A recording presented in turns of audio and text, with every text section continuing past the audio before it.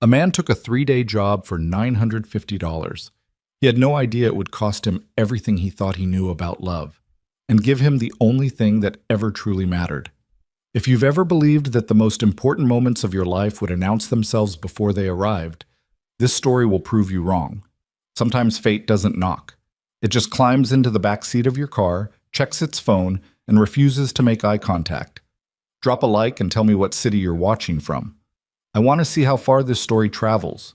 The alarm went off at 5:47 a.m., 13 minutes before it was supposed to, because Nathan Reed's phone had been dying slowly for 3 weeks, and the battery glitch had started messing with the clock. He grabbed it off the nightstand, squinted at the cracked screen in the dark, and lay there for a moment listening to the apartment. Quiet, which meant Lily was still asleep. He got up anyway. The bathroom mirror showed him the usual, the dark circles, the jaw that needed a shave he wasn't going to get around to, the faint bruise on his left hand from where he'd caught it on a transmission housing 2 days ago at the garage. He was 32 years old, but looked, on mornings like this, closer to 38. He splashed water on his face, dried it on a hand towel that had seen better days, and went to start the coffee. Their apartment was on the 3rd floor of a building that had once been somebody's idea of affordable housing and was now just old. The kitchen window looked out over a parking lot, and beyond it, a gas station with a broken sign that had been missing its second letter for so long that Nathan had stopped noticing. He measured the coffee by habit, 2 scoops, not 3, because the can needed to last until Friday, and stood at the counter while it brewed, scrolling through his phone. The message from the dispatch service had come in last night while he was helping Lily with her reading homework. Assignment confirmed. Client, A. Kensington. Pickup. Thursday, 6:30 a.m., Meridian Hotel. Duration, 3 days. Flat rate, $950. Vehicle provided. Dress code, business casual minimum. Punctuality, non-negotiable. $950. He'd done the math 3 times already. Lily's school trip deposit was $120, due Monday. The electric bill was $187, and they'd already gotten one late notice. His car, the actual car he owned, not the one the service would provide, needed rear brake pads before it became someone else's problem on a wet road. Add those up, and $950 didn't leave much margin, but it left enough. He poured his coffee and pulled out the folder he kept in the cabinet above the stove. Bills, pay stubs, a few handwritten notes he used to track what was owed and when. He'd been doing this since Carla left, keeping everything organized the way she never was, because somebody in the household had to know where the money was going, and eventually that somebody had become him by default. Carla. He hadn't thought about her in, he tried to remember, maybe 4 days. That was progress. He heard a small sound from down the hall, then footsteps. Then the bathroom door, the toilet flushing, more footsteps, and then Lily appeared in the kitchen doorway wearing her dinosaur pajamas and dragging her stuffed elephant, Mr. Wrinkles, by one worn ear. "You're up early," she said. Her voice was still thick with sleep. "So are you." I heard the coffee machine. She climbed up onto one of the kitchen stools and set Mr. Wrinkles on the counter, propping him up so he was facing the room. She did this every morning. Mr. Wrinkles got a seat at the table. "Are you going somewhere?" "I've got that job I told you about. Remember? The driving assignment." Lily scrunched her nose, thinking. "The 3 days one?" "That's the one." "So you won't be here when I get home from school." He looked at her. She wasn't asking it like an accusation. She was 7, not 16, and she hadn't yet learned how to weaponize the truth. She was just stating it the way she stated most things, plainly, because she was his daughter and plainness ran in the family. "Mrs. Dunbar is going to pick you up Thursday and Friday," he said, "and Saturday you're going to Grandma's. I'll be back Saturday night." "Can I bring Mr. Wrinkles to Grandma's?" "You can always bring Mr. Wrinkles." She seemed satisfied with this. She reached over and adjusted the elephant's position slightly. "What does the person look like? The one you're driving?" "I don't know. I haven't met them yet." "Is it a man or a lady?" "A lady, I think. Someone named Kensington." Lily repeated the name to herself, trying the syllables out. "That sounds fancy." "Yeah," Nathan said. "It does." "Yeah." He dropped Lily at school at 7:15. She had before care on Thursdays. which cost extra but was unavoidable on weeks like this, and drove to the impound lot on Clover Street where he worked 3 mornings a week doing intake documentation and basic diagnostics. It wasn't glamorous work. Nothing about his life was particularly glamorous, but the guy who ran the lot, a Portuguese man named Esteban, who smelled permanently of diesel and had 3 adult daughters he never stopped talking about, paid cash on Fridays, and didn't ask too many questions about schedule conflicts. Nathan spent 2 hours logging a towed Subaru and patching a slow leak on a fleet vehicle they kept for the owner's personal use. At 9:30, he washed his hands in the utility sink, changed his shirt in the back office, and told Esteban he'd see him next Tuesday. "The driving thing?" Esteban asked, not looking up from his clipboard. 3 days. Good money." Esteban grunted. "Fancy people tips good. Make sure you don't talk too much." "I don't talk too much." "You talk to me too much. With fancy people, less is more." He made a gesture with his hand that meant Nathan should take this advice seriously. Be like a ghost that drives very smooth. Nathan drove home, ironed his second-best button-down, and spent 15 minutes online trying to learn something about A. Kensington before deciding that the task felt vaguely invasive. He knew enough. CEO of some kind of investment consulting firm, frequently traveled, known through the dispatch service as a repeat client who tipped correctly but expected everything exactly as specified. Punctuality non-negotiable. He set 2 alarms for 5:30 the next morning and went to bed at 10, which was earlier than usual but felt responsible. The Meridian Hotel sat on a corner of the financial district like it had always been there and always intended to be. 12 stories of glass and dark limestone that caught the morning light in a way that looked expensive without trying. Nathan pulled the provided vehicle, a black Lincoln Navigator, clean and full of gas and smelling faintly of leather conditioner, into the curved front drive at 6:23, 7 minutes early. He sat. He checked his mirrors. He watched the doorman help a couple with matching luggage into a waiting cab, then turned back to the revolving doors with the specific kind of practiced neutrality that comes from years of seeing money walk in and out without ever being part of it. At 6:31, the doors revolved and Ava Kensington walked out. Nathan recognized her from nothing specific. There were no photos on whatever brief profile the dispatch service had sent. He recognized her the way you recognize authority when it's not performing itself, just existing. She was 30, maybe, or close to it, wearing a fitted charcoal blazer over dark slacks, her hair pulled back in a way that looked simple and had probably taken effort. She had a leather portfolio under one arm and a phone in her hand, and she was looking at it as she walked. She didn't look up when she reached the car. He had the rear door open. She got in, settled, and finally glanced forward. "You're Nathan?" Her voice was even, not cold exactly, but measured, like someone accustomed to establishing the terms of every interaction in the first 30 seconds. "Yes, ma'am. Nathan Reed. I'll be your driver for the assignment." A slight pause. "Don't call me ma'am. Ava is fine." She looked back at her phone. "We're heading to the Prescott Center first. I need to be in the conference room by 8. Then Hartwell and Voss. You'll have that address?" "It's all in the itinerary they sent." "Good."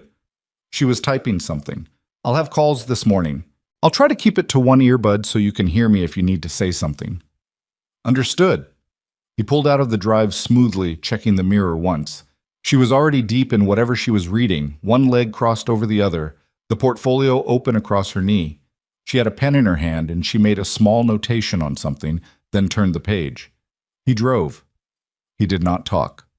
Esteban would have been proud. The morning went the way mornings go when you're invisible by design. Nathan navigated the financial district efficiently, found the parking structures, kept the car at a temperature nobody would complain about, and learned quickly the rhythm of Ava Kensington's day. She made decisions fast, spoke on the phone in bullet points, and had a specific tolerance for other people's inefficiency that manifested as a tight, almost imperceptible tightening around her eyes when something went wrong. It went wrong twice. The first time was at the Prescott Center, where the meeting room wasn't ready, and she had to wait 11 minutes in a lobby that seemed to physically offend her.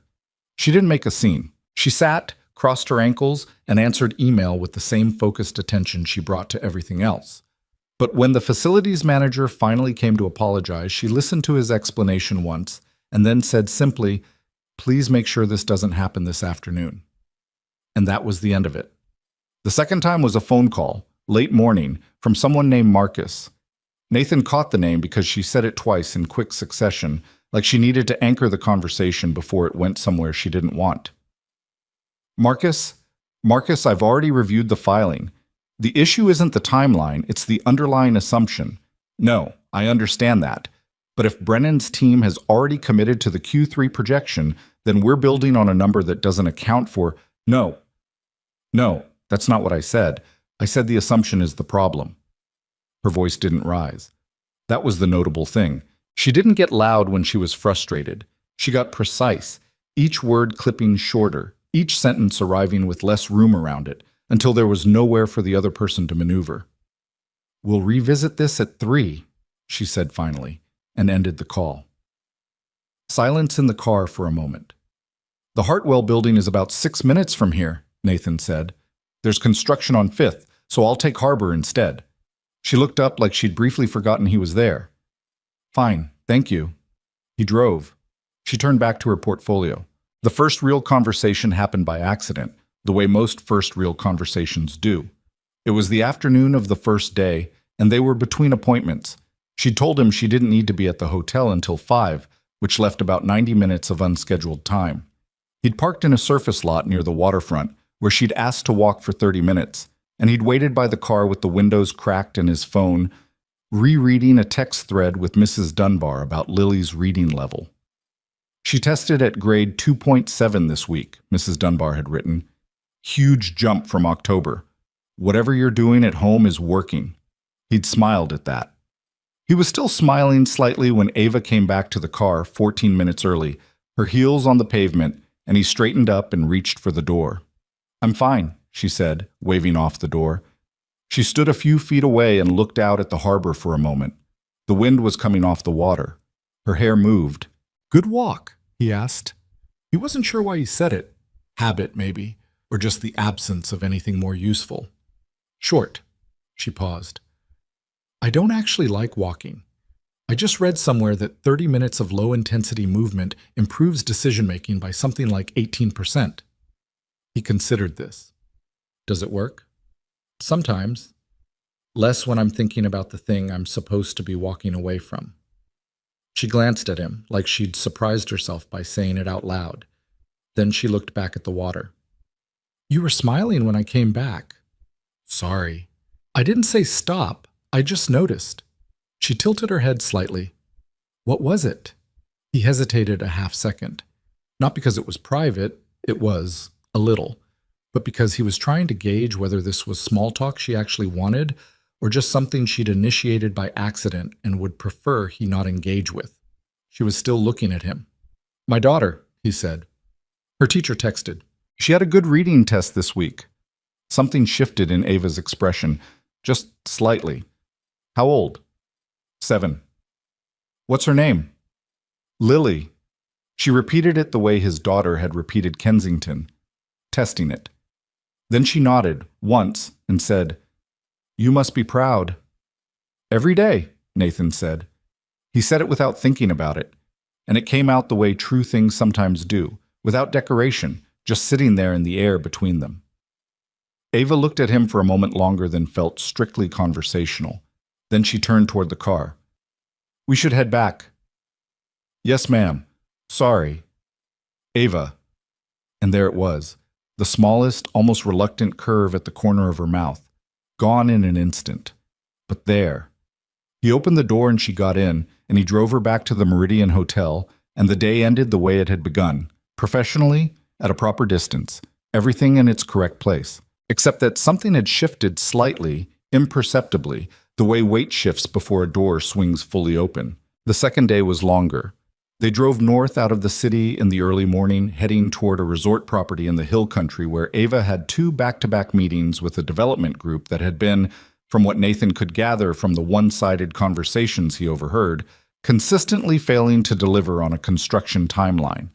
She worked in the car the whole way up, and he drove, and neither of them spoke until they stopped at a gas station at the edge of a small town called Ridgeline, where the price on the pump was 20 cents higher than the city, and the adjacent diner had a hand-lettered sign in the window advertising Thursday specials.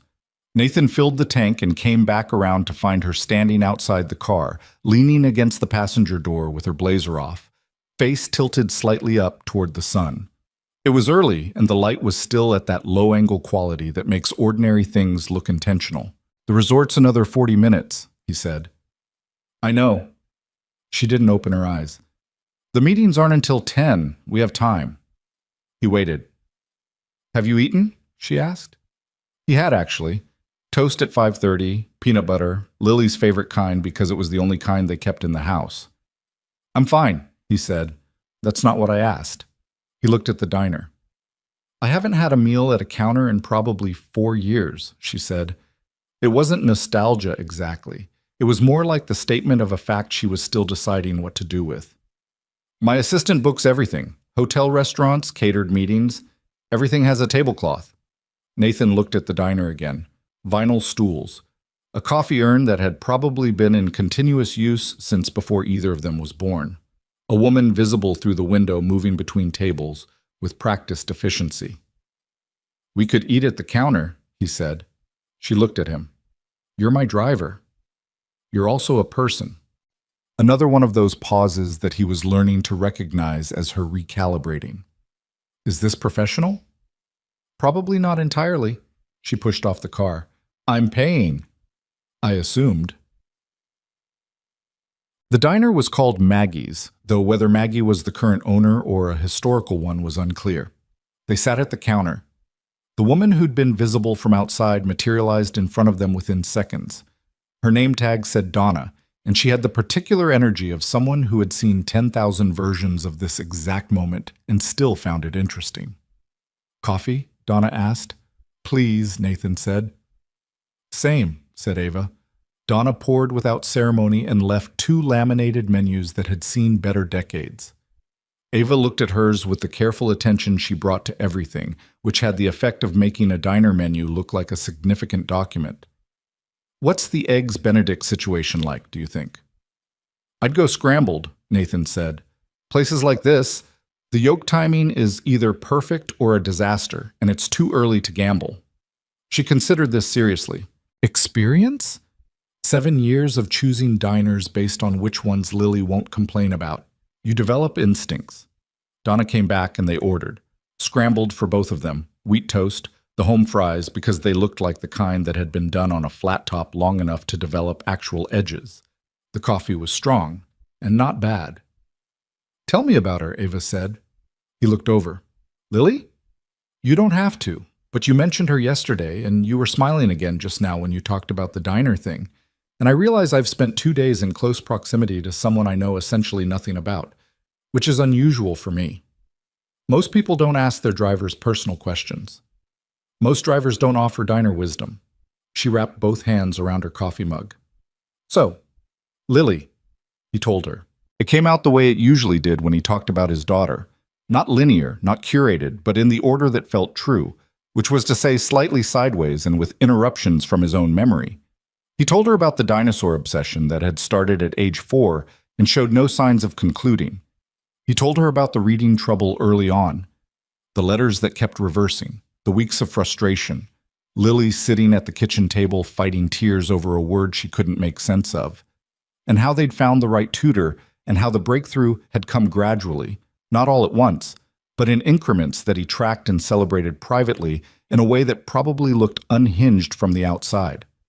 He told her about Mr. Wrinkles and how the elephant needed a seat at every table, and had opinions about television programming. Ava listened. She was a good listener in a specific way, not the warm, nodding, making sounds of agreement way that some people used, but still watchful, occasionally asking a question that meant she'd actually been paying attention to the detail 5 sentences back. "You do everything yourself," she said. It wasn't quite a question. "My mother helps when she can. I've got a neighbor, Mrs. Dunbar. She's retired. She picks Lily up from school when my schedule overlaps." "The father?" "I'm the father." "I meant—" She paused. "Lily's mother." He was quiet for a moment. The home fries arrived and gave him something to do with his hands. She left when Lily was 4, he said. Not a dramatic exit, just gradually stopped being there, and then one day she was actually gone. She's in Phoenix now, I think. We don't have a lot of contact. He said it the way he'd learned to say it, which was matter of fact, without bitterness, but also without performing the absence of bitterness. It was a thing that had happened. It had been hard. It was still, in small ways, hard. But it was also just the shape of his life now, and he'd built something solid inside that shape. Ava was quiet for a moment. My parents divorced when I was 11, she said. She said it like a fact she was laying on the table to balance the one he'd offered. My father remarried. My mother worked until the work became her. I went to boarding school at 13. She picked up her fork. I don't say that for sympathy, I'm just contextualizing. I wasn't asking for context.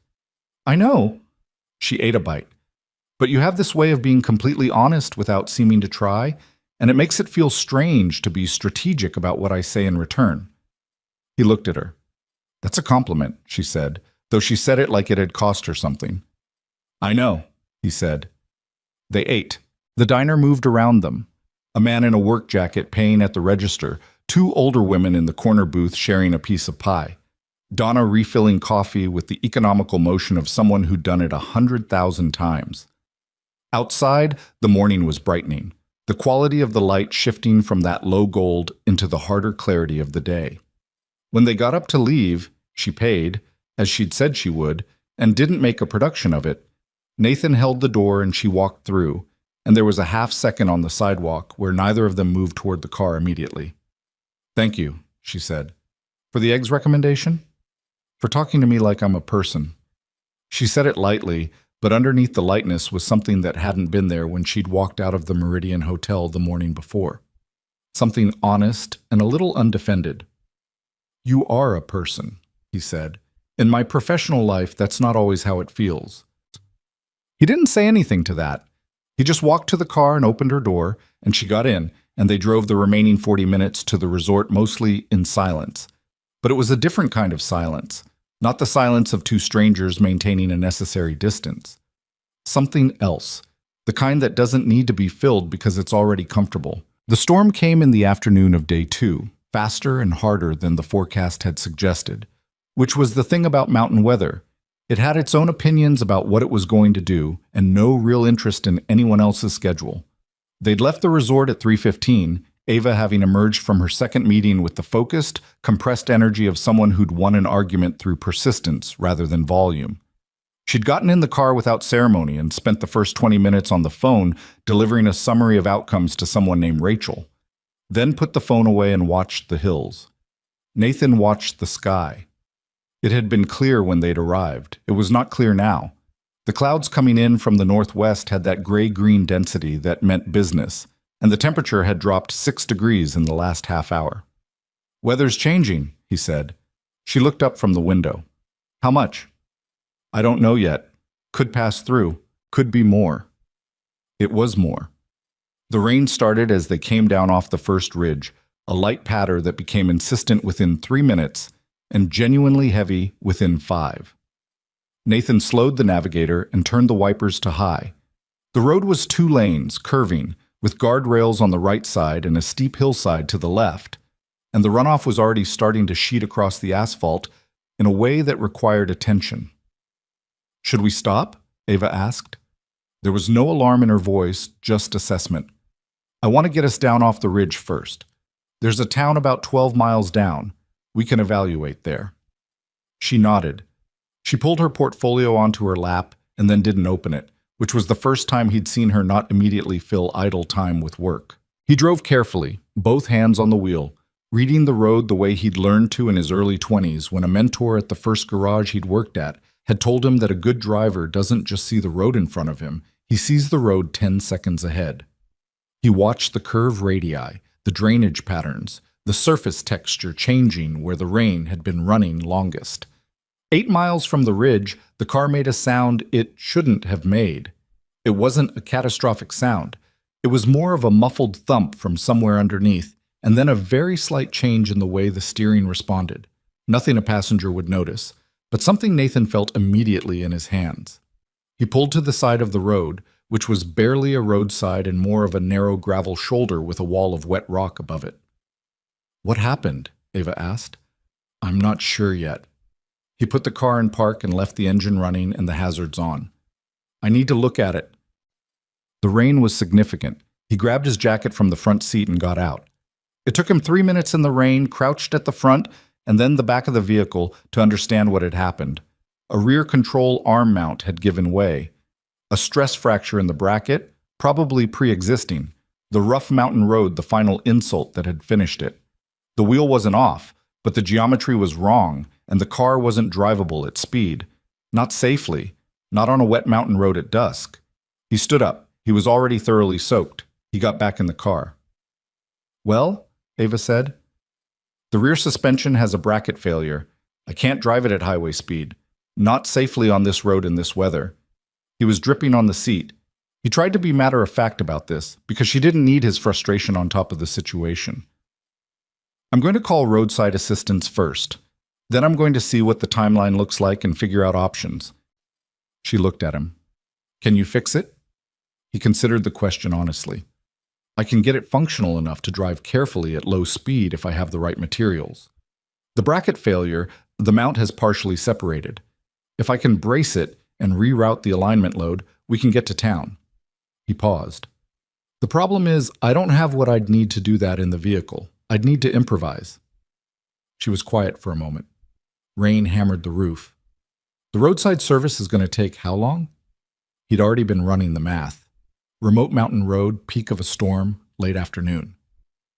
"Minimum 90 minutes, probably more." She looked at the window. The water was coming down in sheets now, the visibility past the guardrail essentially zero. "Can you improvise?" He thought about it. There was a basic toolkit in the Lincoln, legally required by the service. There was the car itself and whatever it contained. There was the terrain. There was his own knowledge of how suspension geometry worked and what it would take to distribute the load acceptably for a low-speed emergency drive. "I can try," he said. "I can't promise it works, and if it doesn't work, we wait for roadside. But I can try." She unclipped her seatbelt. "I'll hold the flashlight," she said. He looked at her. She was in a blazer and slacks and shoes that were not designed for a wet mountain shoulder. "You don't have to." "You can't do it with one hand." She said it plainly, with no performance attached. "I'm not helpless. Tell me what to do, and I'll do it." Seb. He worked for an hour and 40 minutes. The rain didn't let up. If anything, it intensified during the middle portion of the repair, the stretch where he had the wheel off and was working with a combination of the included jack, a length of cable from the emergency kit, and a piece of flat metal he'd removed from a non-critical bracket elsewhere on the chassis that he could repurpose. It was not a textbook repair. It was the kind of repair you make when textbooks aren't available, and getting it wrong means you're stuck on a mountain overnight. Ava held the flashlight. She didn't complain. She held it steady, re-angled it when he asked, and when her arm started shaking from the cold in the extended position, she switched hands without saying anything about it. At one point, she handed him a wrench before he'd finished explaining which one he needed, which meant she'd been paying attention to the process. Her blazer was ruined. Her shoes were ruined. Her hair, immaculate that morning, was simply wet now, plastered to her forehead and neck, in a way that made her look less like a CEO and more like a person caught in the rain, which is what she was. Neither of them talked much. When they did, it was functional. He needed the light higher. He needed her to hold a component in place while he threaded the cable. He needed her to read the tension while he torqued.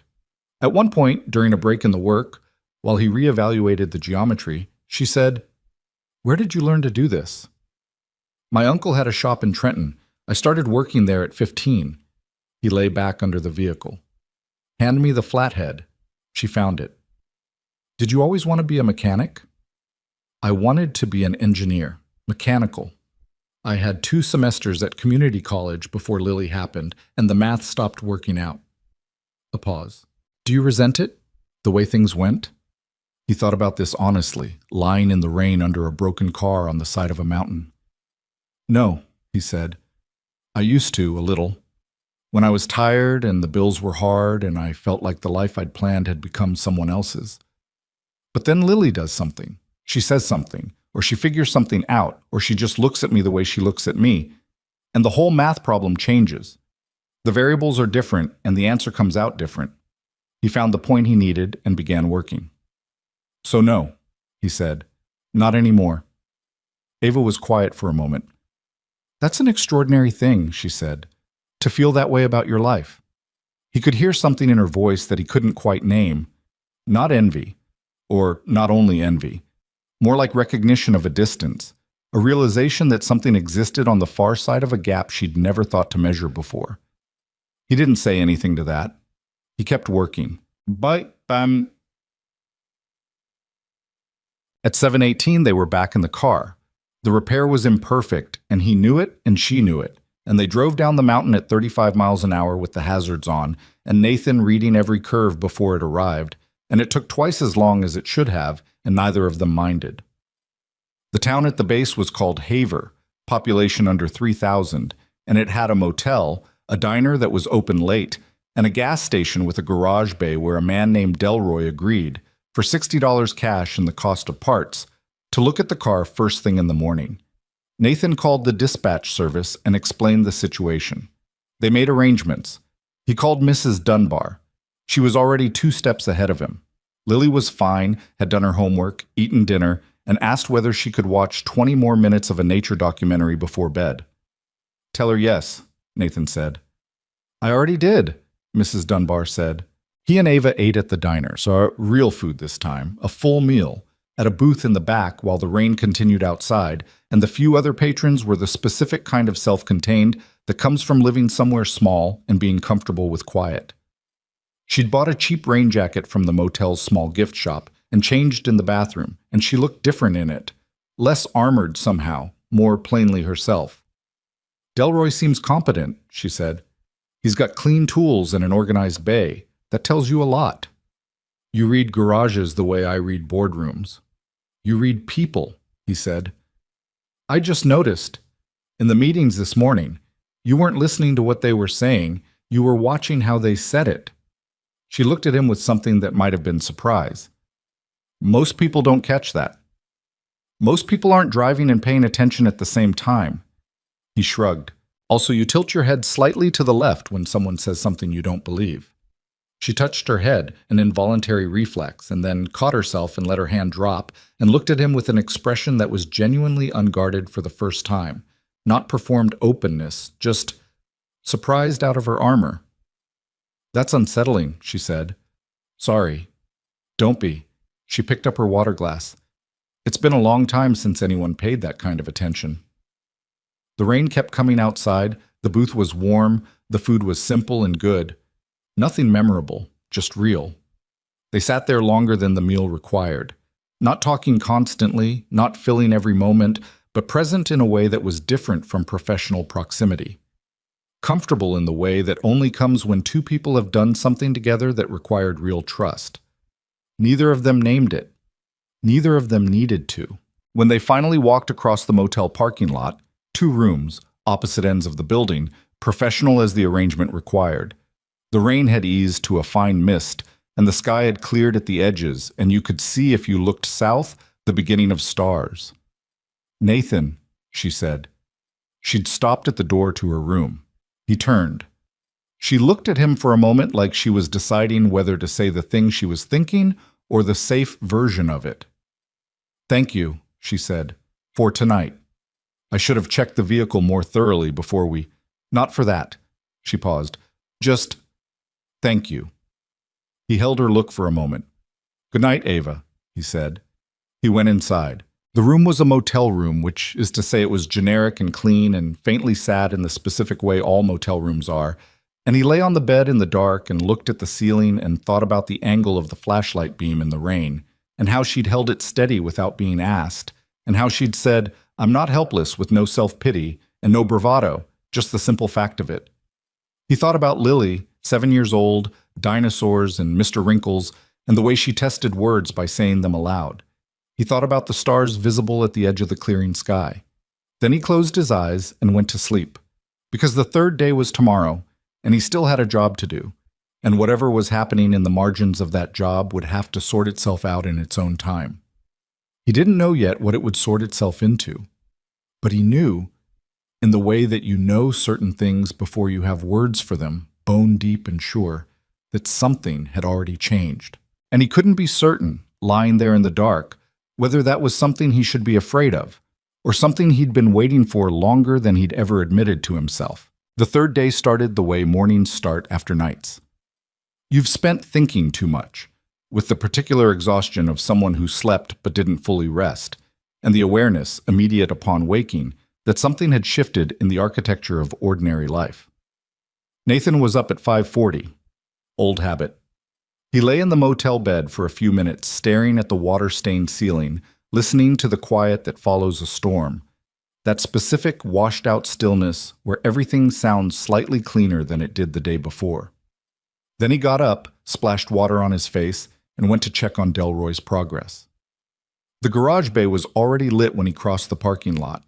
Delroy was underneath the navigator on a rolling creeper, working by the sound of it, and he slid out when he heard Nathan's footsteps on the concrete. "Mount was already cracked before you hit the road yesterday," Delroy said, by way of greeting. He was a compact, unhurried man in his mid-50s with reading glasses pushed up on his forehead that he never seemed to actually use. "You want the honest version or the polite one?" "Honest." "Whoever did the last service on this vehicle missed it. Stress fracture. At least 6 weeks old, maybe more. Your improvised fix last night was better than it had any right to be." He sat up and wiped his hands. "I've got a replacement bracket coming from the parts supplier in Marlin. Should be here by 8. I can have you road ready by 10. Nathan nodded. "What do I owe you?" "Parts are 62. Labor is 40. Delroy said it without looking up. "Coffee's in the office if you want it." Nathan took the coffee and called the dispatch service to update the timeline, then sat on a plastic chair outside the bay and watched the sky turn from gray to pale blue over the hills. His phone showed a message from Lily, sent at 8:15 the previous night.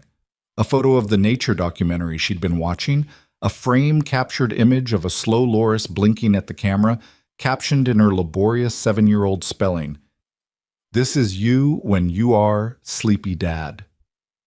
He laughed at that quietly, alone in the parking lot, the way you laugh at the things your kids do when no one else is watching. He typed back, "Very accurate. Love you. Be good for Grandma today." Then he pocketed the phone and drank his coffee and tried not to think about the way Ava had looked at him last night outside her room door, deciding between the honest thing and the safe version. He wasn't sure which one she'd landed on. He wasn't sure what he'd wanted her to say.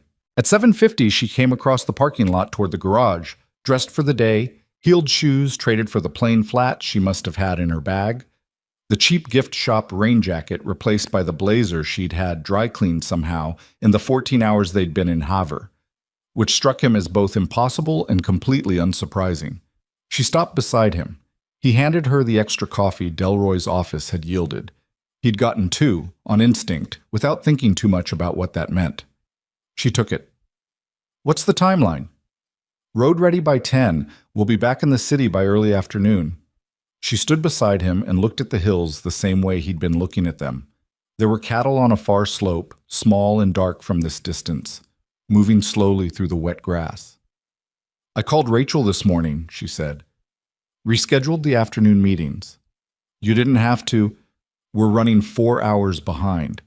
She sipped the coffee. It was the practical thing. He didn't push it. She was someone who needed her decisions to live in the category of practical. He was beginning to understand that about her, that she felt things quite specifically but routed them through logic first, the way some people translate everything into a second language before speaking. "Your daughter's at your mother's today?" she asked. "Yes, she texted me a picture of a slow loris last night." "A what?" "Small primate, big eyes." He showed her the phone. She looked at the photo and then at the caption, and the corner of her mouth lifted in that way it had, almost involuntary, like a reflex she hadn't approved. "This is you when you're sleepy dad," she read aloud. She handed the phone back. "She's got your number." Since birth, basically.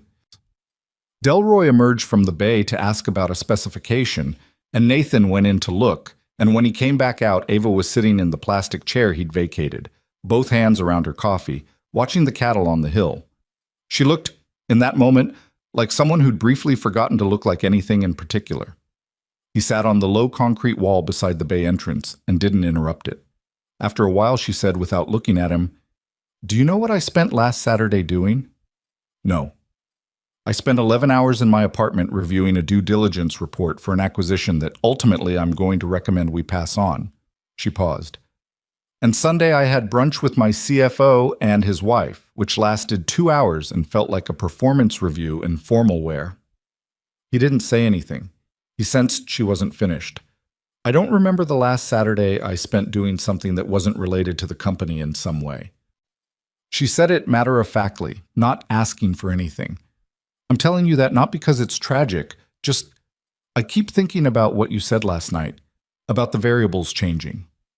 The math problem." "Yes." She finally looked at him. "I've been running the same equation for a long time and getting the same answer, and I think I stopped asking whether the formula itself was wrong." He thought about that. A truck went by on the road outside, slow and heavy with whatever it was hauling. The air smelled like wet clay and diesel. "What would you do?" he said. "With a free Saturday?" She looked at the question like it was unexpected. "I don't know." "Take a guess." She thought about it seriously, the way she thought about most things. "Sleep past 7. Eat something I made myself, even if it was bad. Walk somewhere without a destination and without caring about the 18% decision-making improvement." A pause. "Find out what I'm like when I'm not being useful to anyone." He looked at her. "That's not sad," he said. "That's just honest." "Most honest things are a little sad." "Fair enough."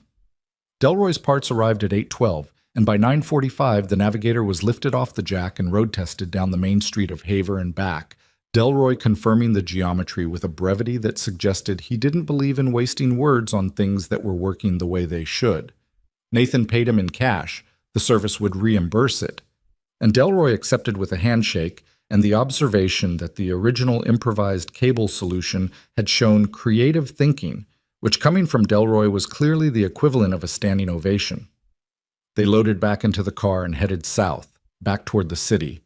The road dry now, and the sky completely clear, the mountains in the rearview mirror looking almost casual about the storm they'd produced the night before. Somewhere around the midpoint of the drive, with the hills giving way to flatter terrain and the traffic beginning to build toward city density, Ava put her portfolio away. Nathan noticed because she'd had it open on her knee since they'd left Haver, and she'd been working, and then she stopped, and he watched in the rear view as she set it in the seat beside her and leaned her head back and closed her eyes. He didn't say anything. He drove. After about 20 minutes, she said, eyes still closed, "How did you sleep?" "Fine," he said. A pause. "You're lying," she said. He adjusted his grip on the wheel. "Adequately," he corrected. "Better." She opened her eyes and looked at the passing terrain. "I kept thinking about the flashlight. Isn't that strange? I kept thinking about holding it and how my arm hurt and how that's the most physically useful I've been in probably 2 years. You were useful. It would have been significantly harder without a second pair of hands. You would have managed. I would have managed worse." She seemed to consider this distinction meaningful. "I like that distinction," she said. "Most people would have said, no, you were essential," or something equally untrue.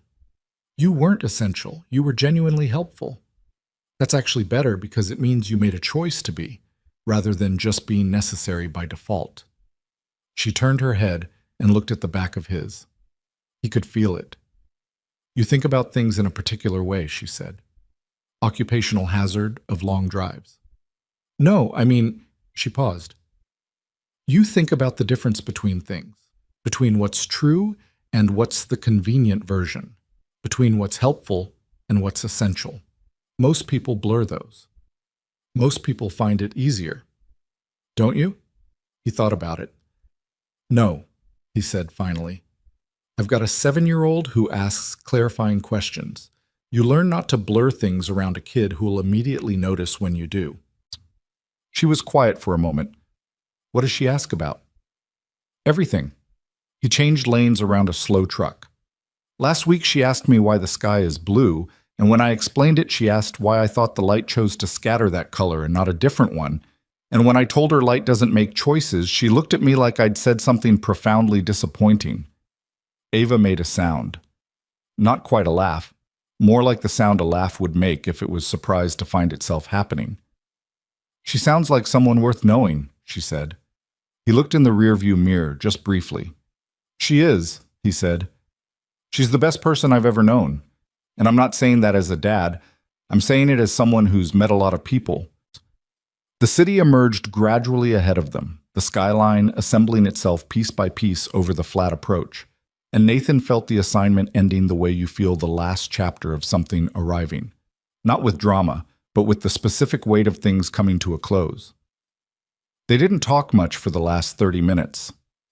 The traffic required attention, and she was back on her phone, fielding the messages that had accumulated, re-entering the stream of her working life.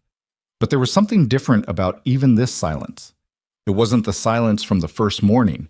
It wasn't the careful professional quiet of two people maintaining a necessary distance. It was the silence of two people who had said enough real things to each other that the absence of words wasn't empty. He pulled the Navigator into the Meridian Hotel's curved drive at 2:14 in the afternoon. He had the door open before she'd fully gathered her things. She stepped out onto the sidewalk and stood for a moment, the portfolio under her arm, her phone in her hand, looking at the hotel entrance the way someone looks at a door they're not quite ready to walk through. Your service will receive the full rate plus the delay compensation, she said. I'm noting in the booking that the vehicle issue was pre-existing and not attributable to the driver. You don't have to do that. I know I don't have to. She looked at him. Nathan. He waited. She seemed to be doing the calculation again. The honest version or the safe version? He watched her decide. This was not the assignment I expected, she said. No. You're not... She stopped, started again. I meet a lot of people in my position. I meet competent people and strategic people and people who know how to present the best version of themselves for maximum effect. She paused. You're not doing that. You're just... you. I don't really have a better version, he said. Yes, you do, she said. You just don't use it as a tactic. She held his look for a moment that went on long enough that the doorman at the hotel entrance began to find somewhere else to direct his attention. Thank you for the driving and the repair and the diner and the conversation. Thank you for the eggs. She blinked. You paid for the eggs, he said. That first morning, the diner in Ridgeline. Something crossed her face that he didn't have a name for. Not quite amusement, not quite something more serious, both at once. I did, she said. Good eggs. They were, she agreed. And then, because the moment had its own momentum, and because she was someone who occasionally surprised herself, she said, I'd like to meet Lily sometime. He went still. She noticed. I'm sorry. That's forward. No. He shook his head slightly. It's not forward, He tried to find the words that were true. Lily doesn't meet a lot of new people. I'm careful about who comes into her world. Of course. She pulled back, not hurt, just recalibrating. That was... I didn't say no, he said. She looked at him. I said I'm careful, he said. Not that I'm not interested. The distinction hung in the afternoon air between them. She received it. He watched her receive it. Watched her decide not to deflect from it or qualify it, but simply take it for what it was. Then I'll leave it with you, she said. He nodded. She walked toward the hotel entrance. The doorman materialized, held the door. She went through, and she didn't look back, and Nathan stood beside the Lincoln for a moment longer than he needed to, looking at the space where she'd been. Then he drove away. The dispatch service needed the vehicle back by 6. He had time. He took the long way, through the park road that ran along the east side of the waterfront, the windows down and the late afternoon air coming through smelling like cut grass and car exhaust, and the specific urban combination of things that meant home. He picked up Lily from his mother's at 5:30. She came through his mother's front door like she always did, at a run, announcing herself well in advance of her actual arrival, and she hit him at mid-chest height, and he caught her, and she smelled like his mother's house, like the particular combination of cooking and cedar and the lavender soap his mother had bought in bulk for 20 years. Dad, I learned a card trick. Show me in the car. Grandma tried to teach me poker. Absolutely not. I learned to deal. She was indignant. Just dealing. It's a life skill. You're 7. 7-year-olds need life skills. His mother appeared in the doorway with a look that declined to confirm or deny the poker situation. She handed him a foil-wrapped plate, leftovers as always, more food than 2 people could eat, presented as though this required no acknowledgement. She ate well, his mother said. She's been fine. You look tired. I'm fine. His mother looked at him the way mothers look at their children when they decide not to have the conversation they're having. Drive safe. In the car, on the way home, Lily sat in the back with her seatbelt on and Mr. Wrinkles in her lap, and attempted to explain the card trick using entirely the wrong terminology. And Nathan listened and asked questions at the appropriate intervals and felt, with a completeness that still sometimes surprised him, how much of himself lived in this small person. Dad? Lily said, mid-explanation. Did you have a good trip? I did. Was the lady nice? He thought about the diner in Ridgeline, and the flashlight in the rain, and the sound she'd made that was almost a laugh. He thought about her saying, I'd like to meet Lily sometime, and the way she'd said it, not as a performance, not as something designed to impress him, just a real thought arriving unfiltered. She was, he said. She was actually pretty nice. Is she fancy? Very. Lily absorbed this. Mr. Wrinkles says fancy people are usually sad. Nathan looked in the rearview mirror. Mr. Wrinkles said that? This morning, at breakfast. Mr. Wrinkles is getting very philosophical. What's philosophical? It means thinking deeply about things. Oh, she looked at the elephant. He does that a lot. Nathan drove them home through the early evening, through the city streets that knew him the way only places you've lived in for years can know a person, past the gas station with the broken sign and up the 3 flights to the apartment, and the refrigerator and the homework and the bedtime routine that ran the same way every night, because routine was a form of safety that he'd learned to provide even when other things were uncertain. He tucked Lily in at 8:45, Mr. Wrinkles positioned correctly, the nightlight on. She was half asleep before he was done, the way young children surrender to sleep with a completeness adults can only envy. He stood in her doorway for a moment in the dark. $950. That's what the job had been. That's what he'd said yes to, standing in this apartment 3 days ago, doing the math on school trips and electric bills and brake pads. He tried to reconstruct that version of himself, the one who'd set 2 alarms and ironed his second-best shirt and thought about being invisible, a ghost who drove very smooth, and found that the distance between that morning and this one felt longer than 3 days should reasonably account for. He went to the kitchen. He paid the electric bill online, arranged the school trip deposit, noted what was left. The numbers were what they were. They always were. Nothing dramatic, just the steady arithmetic of a life lived carefully at the edge of comfortable. He didn't mind it the way he used to. He'd made his peace with the math a long time ago. He poured himself a glass of water and stood at the kitchen window, looking out at the parking lot and the gas station with its missing letter, and thought about a woman who couldn't remember the last Saturday she'd done something that didn't belong to the company. He thought about how she'd said, I'd like to meet Lily not as a line, but as a thought she'd had, and decided to say out loud.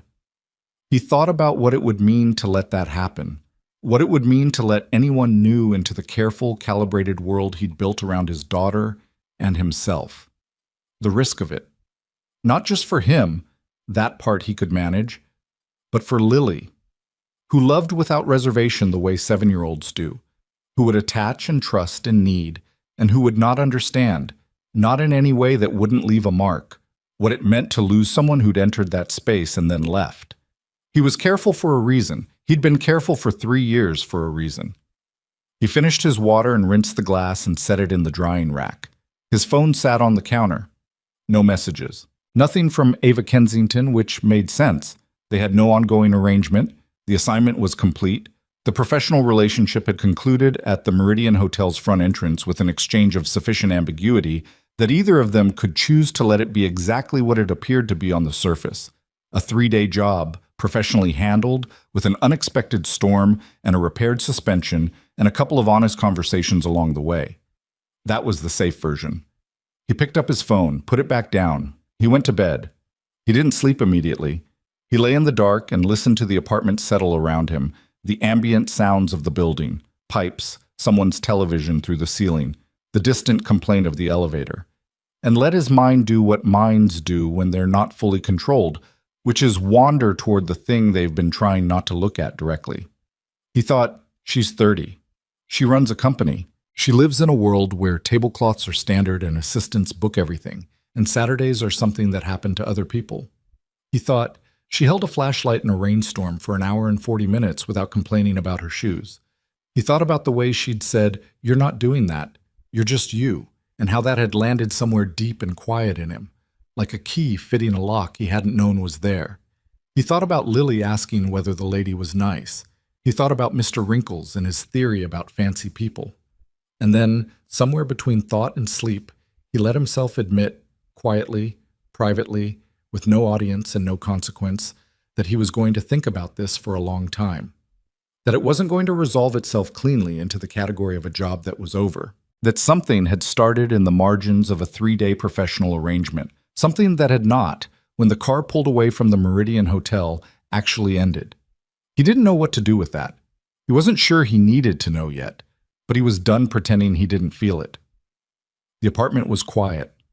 Down the hall, Lily slept the deep, uncomplicated sleep of someone who trusted completely that the world would be there when she woke up.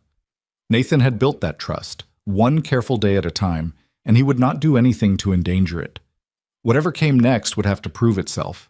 Whatever came next would have to be sure. He closed his eyes, and this time sleep came. 2 weeks passed. Nathan paid the electric bill. He replaced the brake pads on his car in the building's parking lot on a Sunday afternoon, while Lily sat on an upturned milk crate beside him, handing him tools with the seriousness of a surgical assistant and providing commentary on each one. He picked up 2 extra shifts at the impound lot. He helped Lily with her reading 3 nights a week, sitting at the kitchen table with the workbook between them, sounding out words with the patience of someone who understood that progress wasn't linear, and that some days the letters still reversed themselves no matter how hard she tried. He did not think about Ava Kensington. That was the story he told himself anyway. The truth was more complicated, the way truth usually is. He thought about her in the margins, in the spaces between tasks, in the car during the longer drives, in the quiet after Lily was in bed and the apartment was just himself and whatever was on the ceiling. He thought about the diner in Ridgeline and the way she'd ordered scrambled eggs like it was a considered decision. He thought about her holding the flashlight in the rain, switching arms without saying anything about it. He thought about what she'd said outside the hotel. "You're not doing that. You're just you." He thought about it the way you think about something you've decided not to act on, which is to say, constantly, and with the specific frustration of someone who has made a reasonable decision and resents how little the reasonable decision is cooperating with his actual interior experience. On a Thursday evening, 17 days after the assignment ended, his phone rang with a number he didn't recognize. He almost didn't answer. He was in the middle of dinner, Lily across the table with a fork in one hand and a small plastic stegosaurus in the other, explaining to the dinosaur why it should eat its vegetables. He answered on the 3rd ring. "Nathan." Her voice was exactly as he remembered it, measured, direct, with that slight careful quality underneath, like someone who'd thought about what she was going to say before she said it. He was quiet for 1 second. "Ava." Lily looked up from the stegosaurus. "I'm sorry to call unannounced," she said. I want to be direct about something because I think that's the only way I know how to be, and indirect approaches have never worked well for me." "Okay," he said. "I've been thinking about the drive, about the conversations we had." A pause. "About what I said outside the hotel." "Me too," he said. Another pause, longer. "I'd like to see you again," she said. "Not as a client, not as an assignment, just, I'd like to see you, if you're open to it." He looked at Lily, who had resumed her lecture to the stegosaurus, and was now explaining the importance of leafy greens to a creature that had been extinct for 150 million years. "Can I call you back in 20 minutes?" he said. "Of course." He finished dinner. He washed the dishes while Lily dried. She wasn't tall enough to reach the drying rack, so she stood on her step stool and deposited each item with significant care and the ongoing dinosaur narrative, which had now escalated to include a moral lesson about sharing. He got her into her pajamas and read her 2 chapters of the book they were working through together, and when she was settled and the nightlight was on, he stood in the kitchen with his phone and called Ava back. She answered immediately. "You called back," she said. "I said I would. People say things." "I know." He sat down at the kitchen table. "I want to be direct too, because I think that's the only way this works, if it works." "All right. I've been thinking about it too," he said. "And I'm not someone who does things halfway. If I let someone into my life, that means my actual life, which includes a 7-year-old and a 3rd-floor walk-up, and a schedule that requires a spreadsheet to navigate. It's not simple, and it's not the kind of thing that fits neatly into someone's calendar between board meetings." "I know that." "I don't think you do yet," he said. Not unkind, just honest. "I think you know it the way you know things before you've actually lived them." A pause. "That's fair," she said. "I'm not saying no," he said. "I'm saying that what you're asking to walk into is more complicated than a dinner or two and then back to your regular life." "What if I don't want to go back to my regular life?" she said. The words came out with a directness that surprised even her. He could hear it, a slight catch after she'd said it, like she'd moved faster than she'd intended. He was quiet for a moment. "Then we start slowly," he said, "and we're honest with each other when it's hard." "I can do slow," she said. "I'm less sure about the honest part. I'm working on it." "I know," he said. "I noticed." She laughed. It was a real one. Brief, slightly surprised at itself, nothing like the controlled almost smile he'd cataloged during the 3 days of the assignment. A real laugh, the kind that happens before you can decide whether to allow it. He hadn't heard her laugh before. It was a good sound. They talked for an hour, not about anything dramatic, about the week, about the acquisition she'd decided to pass on, about a book Lily had declared her current favorite that involved a dinosaur detective solving mysteries in a swamp. The conversation moved between topics with the ease of people who had already, in a relatively compressed and strange 3 days, established that they could say real things to each other without it becoming a disaster. When they hung up, it was past 10. Nathan sat at the kitchen table for a few minutes in the quiet. He was in trouble. He'd known it, lying in bed that first night back. He was in trouble, and he'd walked into it with his eyes open, which was either the wisest or the most foolish version of the same thing. He thought about Lily. He thought about what careful meant and how you measured it. He thought about the sound of Ava's real laugh. Then he made his decision the way he made most decisions, not with great drama, but with the quiet acceptance of someone who has run the numbers long enough to know what they add up to. He would see where it went, slowly, eyes open. Whatever happened, he would not let Lily get hurt. That was the line that didn't move. They met for coffee 2 Saturdays later, at a place in the middle of the city that was neither her world nor his. A corner shop with mismatched chairs and decent espresso and the ambient noise of a neighborhood going about its business. She arrived 3 minutes before him, which he noticed and which told him something. She was wearing jeans. He almost said something about it. It was the first time he'd seen her in anything other than corporate armor. But he didn't, because it would have sounded like he'd been cataloging her wardrobe, which he had been, though not for reasons he was fully prepared to explain. "Hi," she said. "Hi." They ordered, they sat, and the first 10 minutes had the slight awkwardness of any 2 people meeting in a new context outside the one that originally defined them. The 3-day assignment had given them a specific grammar, a specific shorthand, and now they were building something new, and the construction was visible. "This is strange," she said, after a silence that had gone about 15 seconds past comfortable. "Yeah." In the car it was easier. I think because there was a functional reason for us to be together, and we could hide behind it. "We weren't really hiding," he said. "No," she agreed, "but it was a useful structure." She wrapped her hands around her cup. I don't have a lot of practice with this. The unstructured version. I have dinners that are working dinners and meetings that are social meetings, and my assistant puts them all in the same calendar. This is the first time in a while that I've sat somewhere with no agenda. How does it feel? She considered. Like standing in a room where the furniture's been moved. He nodded. You'll figure out where it is. Is that a promise? It's an observation. He tilted his head. I've never been good at promises about things outside my control. What are you good at promising? He thought about it seriously. That what I say is what I mean. That if I'm in, I'm in. That Lily will always come first, and if that's a problem, I'd rather know early. She held his look. I told you I wanted to meet her. I know. That wasn't a throwaway line. I know that too, he said, which is why I'm taking it seriously instead of just agreeing to make the moment comfortable. She absorbed this. Fair enough. They drank their coffee. Outside, a dog had gotten its leash tangled around a signpost and was looking at the situation with resigned dignity while its owner tried to solve the geometry. Both Nathan and Ava watched this for a moment. The dog eventually sat down in the middle of the problem, apparently deciding that waiting was the appropriate response. Smart dog, Nathan said. Sometimes waiting is the right move, Ava agreed. They looked at each other. How's Rachel? He asked. Rachel had been mentioned enough during the drive that he had a sense of her as a person. Organized, occasionally exasperated, fiercely loyal. Grateful that I rescheduled the afternoon meetings from Haver, and not furious that I rescheduled them. Ava paused. She asked why I rescheduled.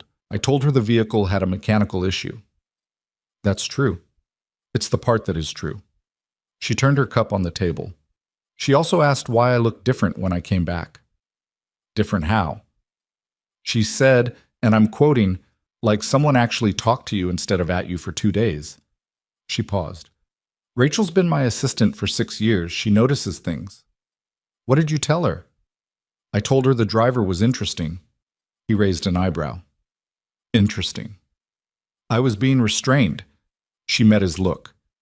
You know you're significantly more than interesting. Now I feel like you're managing me. A little, she admitted. Old habit, I'm aware of it. He appreciated that. The acknowledgement, the willingness to name the mechanism while it was still running. It was something she did, he'd noticed during the drive. In her better moments, catch herself mid-performance and step out of it. Keep working on it, he said. You're getting better. She looked at him with the expression that wasn't quite offense and wasn't quite amusement.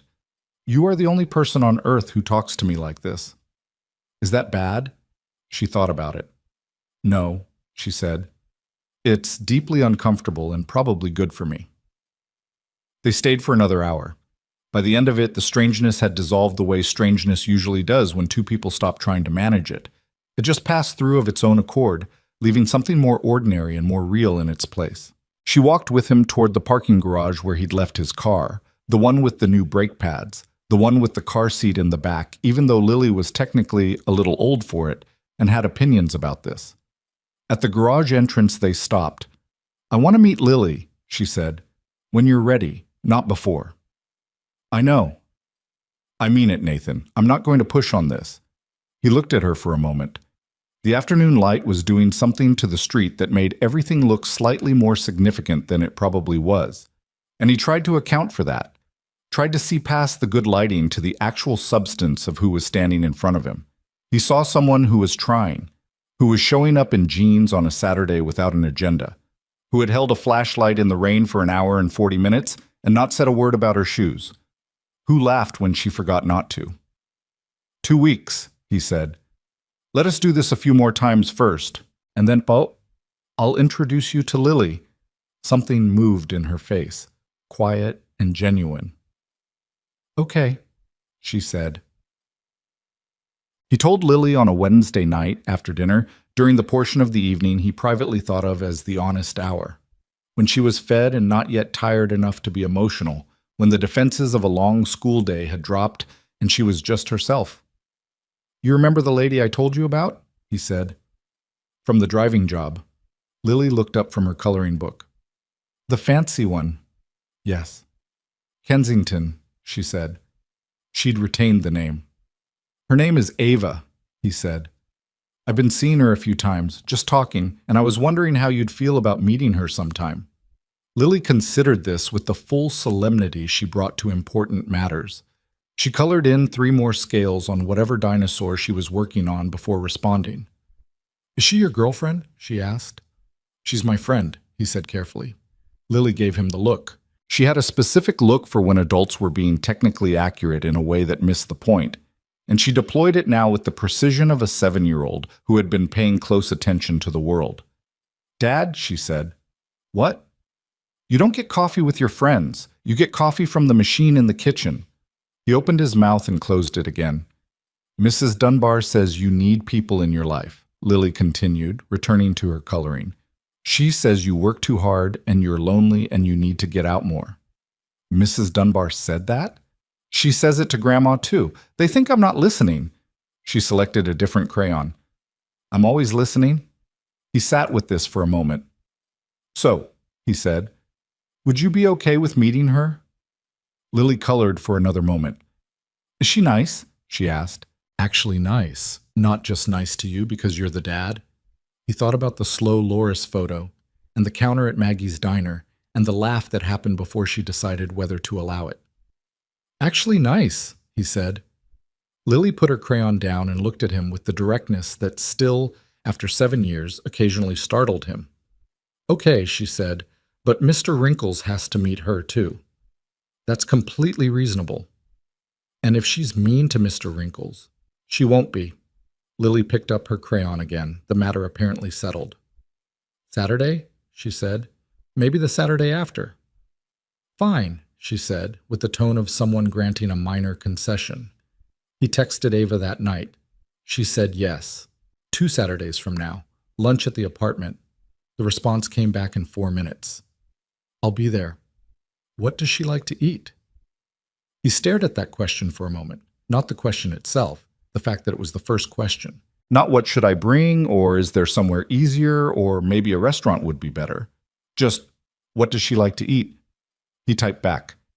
Anything dinosaur-shaped, if you can find it. Otherwise, grilled cheese is the official currency of her world. 3 dots appeared. Then, noted. The Saturday arrived the way important Saturdays do. Too fast and too slow at the same time. The week both dragging and vanishing, and then suddenly it was morning, and Nathan was in the kitchen trying to remember whether he'd cleaned the bathroom recently enough, and deciding that he had, and then cleaning it again anyway. Lily was dressed by 8:30, which was unprecedented. She had selected her outfit with the gravity of a state dinner, her good leggings and the yellow shirt with the triceratops on it, which she wore only on occasions she had privately deemed significant. Mr. Wrinkles was similarly prepared, positioned on the couch with what appeared to be intentional dignity. She's coming at noon, Nathan said. I know, Lily said, from the couch beside Mr. Wrinkles. You have 3.5 hours. I'm being ready, Lily said, in the tone of someone who found this observation unnecessary. At 11:58, the buzzer rang. Nathan pressed the intercom. 3rd floor, he said. He heard the street door and then footsteps on the stairs, and then a knock at the apartment door that was neither too soft nor too loud. She'd calibrated it, he realized, the way she calibrated most things, trying to land at exactly right. He opened the door. She was holding a paper bag and wearing the expression of someone who was keeping very careful control over how they appeared. She'd dressed practically. Nothing that would signal the boardroom. Nothing that would seem like she was trying too hard to not look like herself. Dark jeans, a soft collared shirt, her hair down, which he hadn't seen before. Hi, she said. Hi. He stepped back. Come in. She came in and immediately stopped because Lily was standing in the middle of the living room with Mr. Wrinkles tucked under one arm, and she was looking at Ava with the specific evaluative intensity that 7-year-olds bring to first meetings with people who matter to their parents. Ava looked at Lily. Neither of them said anything for a moment. Then Lily said, Is that for us? She was looking at the paper bag. Lily, Nathan said. It's fine, Ava said. She crouched down to Lily's level, without hesitating, without making a performance of it, just going down to where the child was, and held out the bag. I looked it up. I found a cookie cutter in a kitchen store that makes Stegosaurus shapes. So these are Stegosaurus cookies. Lily took the bag and looked inside it. She looked back at Ava. Those are actually really good Stegosaurus shapes, she said seriously. Some of them look like dogs. Some of them look like dogs, Ava agreed. The bakery was doing their best. Lily pulled one out and examined it. The plates along the back were somewhat irregular, and one of the legs was a little long, but the overall Stegosaurus character was clear. She handed it back to Ava. This one looks the most like a real Stegosaurus, she said. You should have it. Ava took the cookie. She looked at it. She looked at Lily. Thank you, she said. That's very generous. You're welcome. Lily looked at the elephant under her arm and then held it out, the introduction apparently decided upon. This is Mr. Wrinkles. He's an elephant. I can see that, Ava said. He's very distinguished looking. He has opinions, Lily said. What kind of opinions? Food. Mostly food and television. Lily pulled Mr. Wrinkles back and looked at him seriously. He says you seem okay. Tell him I said thank you. Lily relayed this information silently, then nodded at Ava's response from Mr. Wrinkles, which was apparently satisfactory. He says you're welcome. He wants to know if you've ever seen a real elephant. At the zoo, when I was about your age. Ava was still at Lily's level, still holding the Stegosaurus cookie. I remember thinking they were much bigger in person than in pictures. They are, Lily confirmed. We went last spring. Dad said the elephant could smell us from far away. That's true. They have an excellent sense of smell. Better than dogs. Actually, yes, much better. Lily looked at Mr. Wrinkles with an expression of vindicated satisfaction, as if this confirmed something the elephant had been saying for a long time and no one had believed. Nathan had been standing in the kitchen doorway watching all of this. He was watching it the way you watch something you were afraid of before it happens, and then it's happening, and you realize the fear was the right size, but the direction was wrong. Not, will this be a disaster? But, what does it mean that it isn't? Ava looked up at him over Lily's head. Just briefly. Just long enough. He looked back at her. He thought, there you are. That's the person who was there the whole time underneath the CEO and the portfolio and the carefully calibrated phone calls, the one who crouches down instead of bending over. The one who takes the cookie that looks the most like a Stegosaurus and says thank you, like she means it. He turned back to the kitchen. Grilled cheese in 15 minutes, he said. With the good cheese? Lily asked, already escorting Ava to the couch to show her something. A book, from the looks of it, The Dinosaur Detective 1. With the good cheese, he said. The fancy kind? Ava said to Lily. It's from the regular store, Lily said, with the directness of someone providing accurate information. But Dad does it in butter, so it's better. Everything is better in butter, Ava said, with an authority that apparently satisfied Lily completely, because she settled back against the couch cushions and began explaining the dinosaur detective's most recent case. Nathan stood at the stove and listened to the sound of his daughter explaining a plot about a stolen fossil to a woman who was asking exactly the right questions. Not the questions you ask when you're performing interest in a child, but the ones you ask when you're actually following the story. He buttered the bread. He thought about how you know.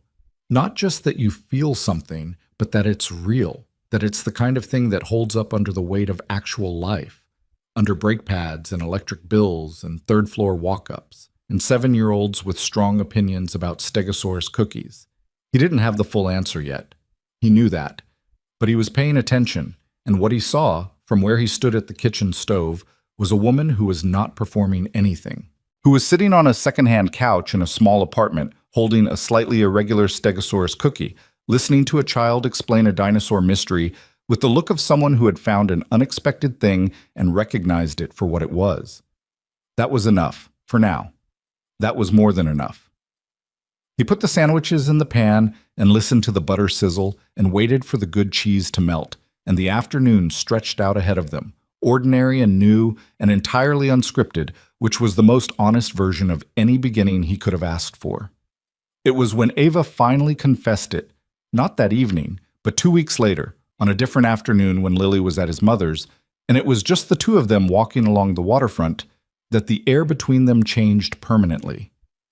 They'd been talking about nothing in particular, the easy nothing that had started to come naturally, when she stopped walking and said, "I have to tell you something." He stopped too. "I've been thinking about how to say this correctly," she said, "and I've concluded there isn't a correct way, so I'm just going to say it." He waited. "I'm in love with you." She said it like she'd rehearsed it, but it was still surprising her on the way out. Not in the way people say it when they mean something smaller, in the actual way, the kind that keeps changing how I see everything. She looked at him. "I needed you to know that, whatever you do with it." The water moved beside them. A pair of joggers passed. The city went on in all directions, indifferent and continuous. Nathan looked at her for a long moment. He thought about the night on the mountain, lying in a motel bed, admitting to himself that something had started that hadn't ended. He thought about 2 weeks of coffee and walks and dinners that were just dinners, not performances. He thought about Lily handing her a Stegosaurus cookie and saying, "This one looks the most like a real one. You should have it." He thought about what careful meant. He thought about lines that didn't move. "I know," he said quietly. She blinked. "You know?" "I've known for a while." He turned to look at the water. "I've been waiting until I was sure I could say it back without being afraid of what comes after." She was very still. "Are you?" she said. "Sure?" He turned back to her. "I'm in love with you too," he said. "And I'm terrified because there's Lily, and because I've built something very careful, and you being in it changes the structural load completely. And if something goes wrong, I know. I need you to understand that I'm not asking you to be perfect. I'm asking you to be honest when it gets hard, because it will get hard." He held her look. "And I need you to not disappear, not the way Carla disappeared, not even the gentle, slow version." She held his look. "I'm not going to disappear," she said. "You can't know that." "No," she said. "But I'm telling you anyway because it's what I know right now, and I think you deserve to hear it from me directly, not hedged." He looked at her for a long time. Then he reached out and took her hand. She looked down at it, then up at him. "Okay," he said. "Okay," she said. The water moved. The city went on. Between them, something settled into place. Not perfectly, not without weight, but real and solid and present, the way things are when they're true. The hand-holding lasted about 4 seconds before Ava laughed, a short, nervous sound, and said, "This is terrifying." And Nathan said, "Yes." And they walked the rest of the waterfront in a quiet that was no longer the careful kind, but the kind that comes after something real has been said, and the air needs time to absorb it. That was the beginning of the part that was harder. Not harder because the feeling went away. It didn't. If anything, it intensified in the weeks that followed, the way a frequency becomes clearer once you've tuned to it. It was harder because feelings, Nathan had learned long before this, are the easy part. The easy part is knowing. The hard part is building something out of what you know, brick by brick, in between everything else that doesn't stop for your personal developments. The everything else, in his case, was considerable. There was Lily's school calendar, which in the month of November apparently required parental participation in a volume that suggested the school had forgotten parents had jobs. There was the car, which developed a new issue unrelated to the brake pads, a coolant leak, slow but persistent, that Esteban diagnosed in approximately 45 seconds, and that required $300 Nathan hadn't been planning to spend. There was a scheduling conflict with the dispatch service that cost him a weekend assignment, which cost him money, which required him to pick up an extra shift at the impound lot, which put pressure on 2 other arrangements, and so on down the chain in the specific cascading way that tight logistics tend to fail.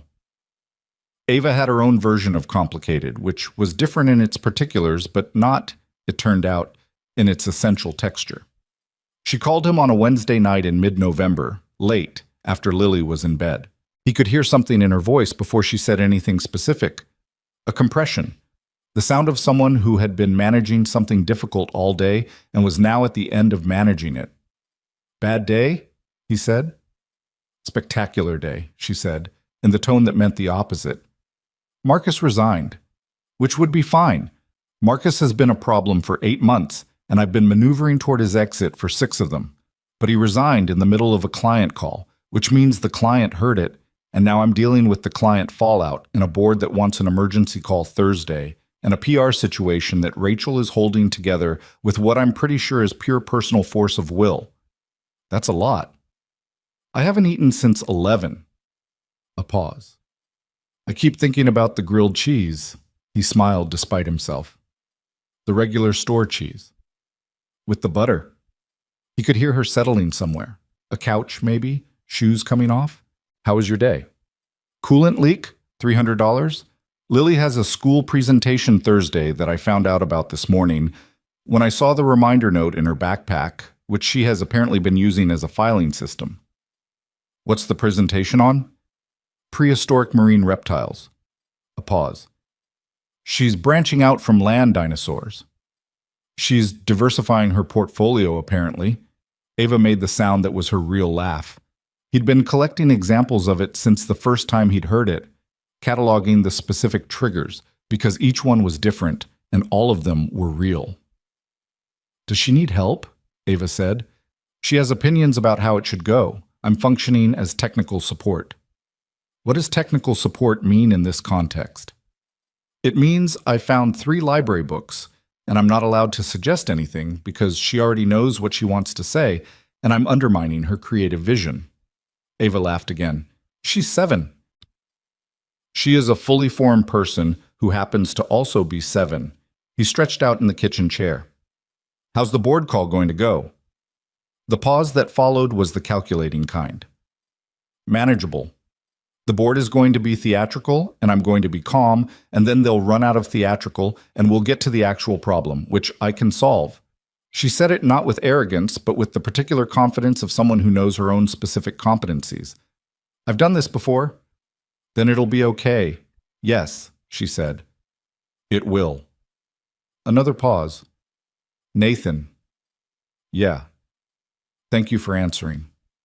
He understood what she meant. Not just tonight. The pattern. That he answered.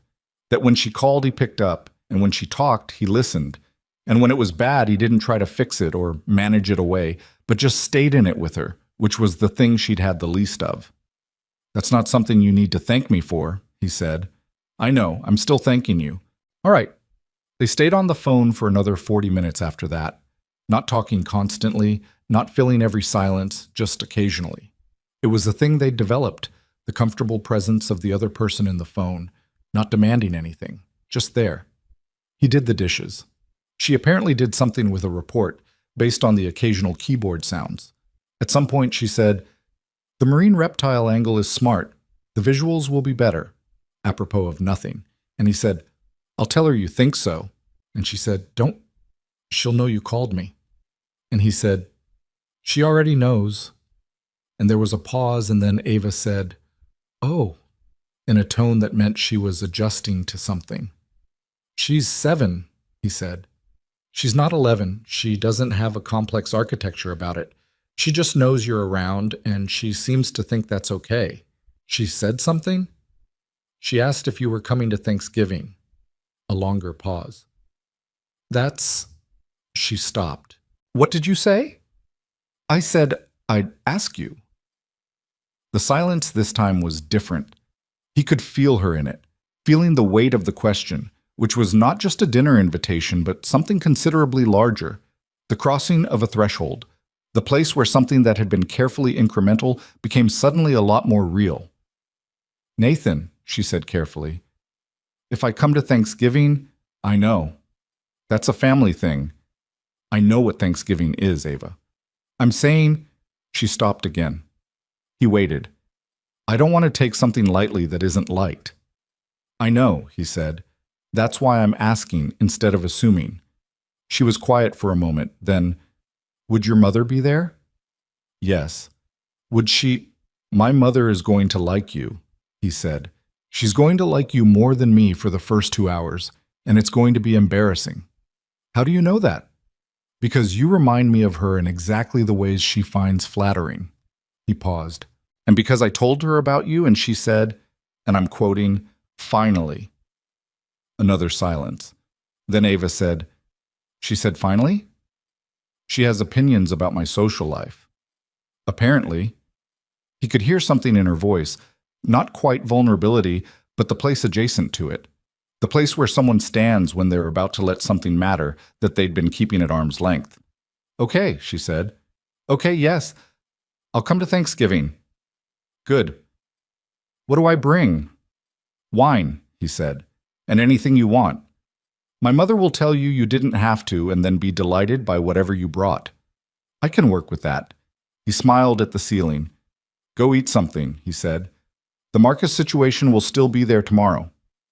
I know. A pause. Good night, Nathan. Good night. Well, Thanksgiving was its own kind of test, and it started badly. Not catastrophically. Nothing collapsed, no one cried, no dishes were broken.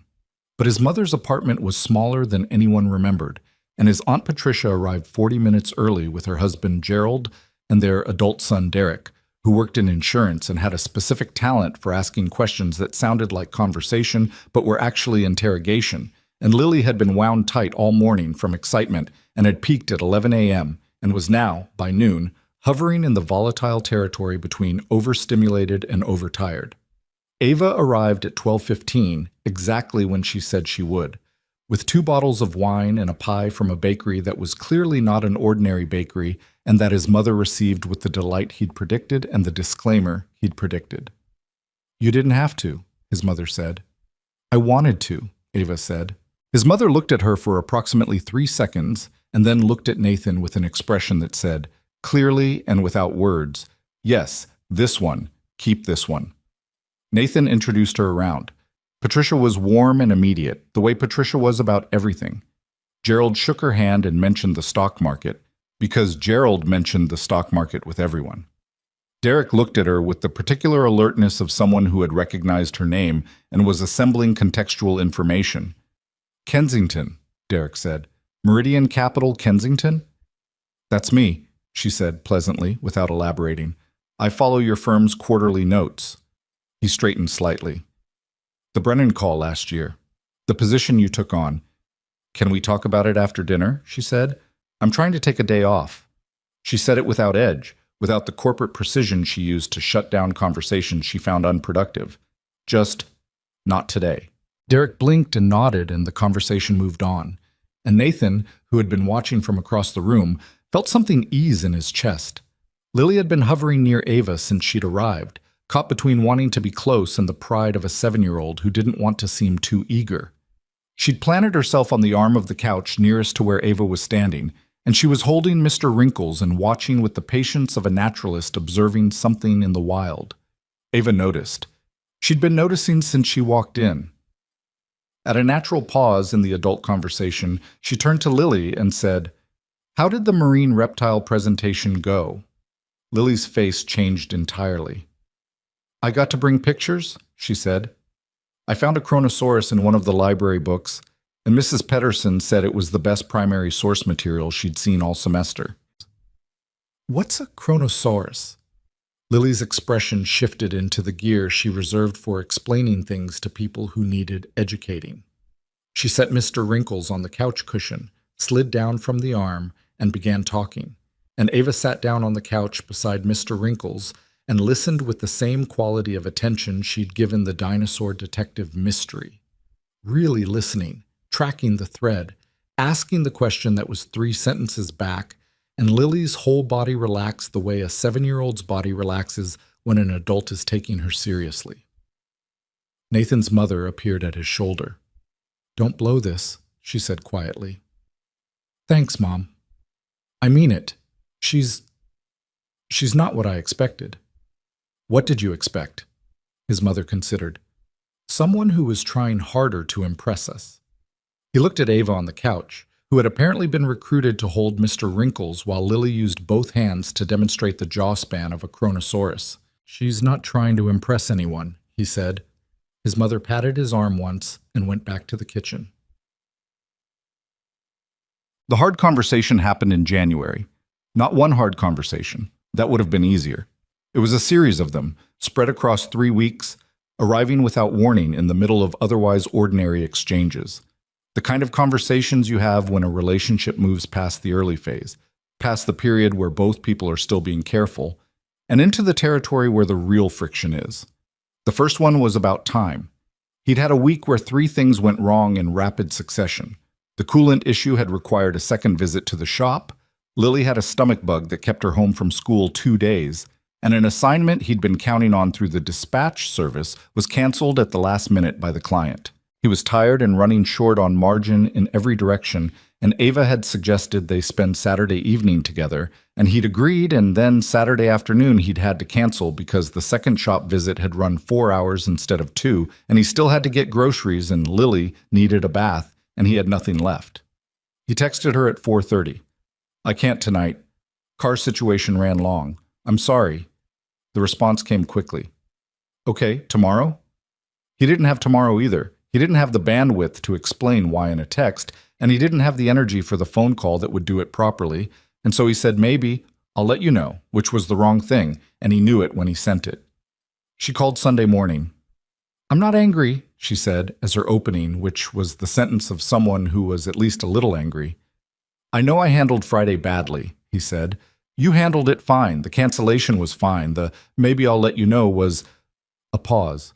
"I don't need you to have every night free. I understand your schedule, but when you go quiet like that, it feels like I've done something wrong and I'm waiting to find out what." He sat down. He hadn't had coffee yet. Lily was watching something in her room and he'd closed his door. "You didn't do anything wrong," he said. "I know that. I'm telling you how it feels, not what's true." She paused. "I grew up in a house where people went quiet when something was wrong and you learned to read the silence. I know I need to work on my reaction to it, but I need you to work on telling me when you're at the edge." He rubbed his face. "When I'm at the edge, I don't have capacity to tell anyone I'm at the edge. That's what the edge means." "I know. I'm not asking for a detailed account. I'm asking for one text. Something that says I'm drowning right now, not anything you did." He thought about this. She wasn't wrong. He'd learned, with Carla, to become self-contained when things were hard, to manage it internally because asking for help had never worked, had sometimes made things worse. The self-containment had become a habit, and habits don't distinguish between the person who made them necessary and the person who didn't. "Okay," he said. "I can do that. I can also do better," she said. "With the calling, when I can hear you're tired. I push through it sometimes because I want to talk to you, and I don't stop to ask if it's a good time." "It's always a good time," he said. "Nathan, it's usually a good time," he said. "And when it's not, I'll say so." She was quiet for a moment. "This is hard," she said. "Yes. I don't mean us. I mean the logistics of us, the actual mechanics." "Yeah." He leaned back in the chair. "I know. My life doesn't have a lot of flex in it. I know that." A pause. "I've been thinking about it. I'm restructuring my weekly schedule. I'm going to protect 2 evenings minimum, completely off calendar, no client dinners, no calls. Not because you asked me to, because I realized I needed to regardless, and this is the additional reason to actually do it." He looked at the ceiling. "You don't have to." "I told you I was going to change my priorities," she said. "I don't say things I don't mean." He thought about the waterfront. "I'm not going to disappear." She'd meant that too. "Thank you," he said. "Don't thank me. It's also good for me." A pause.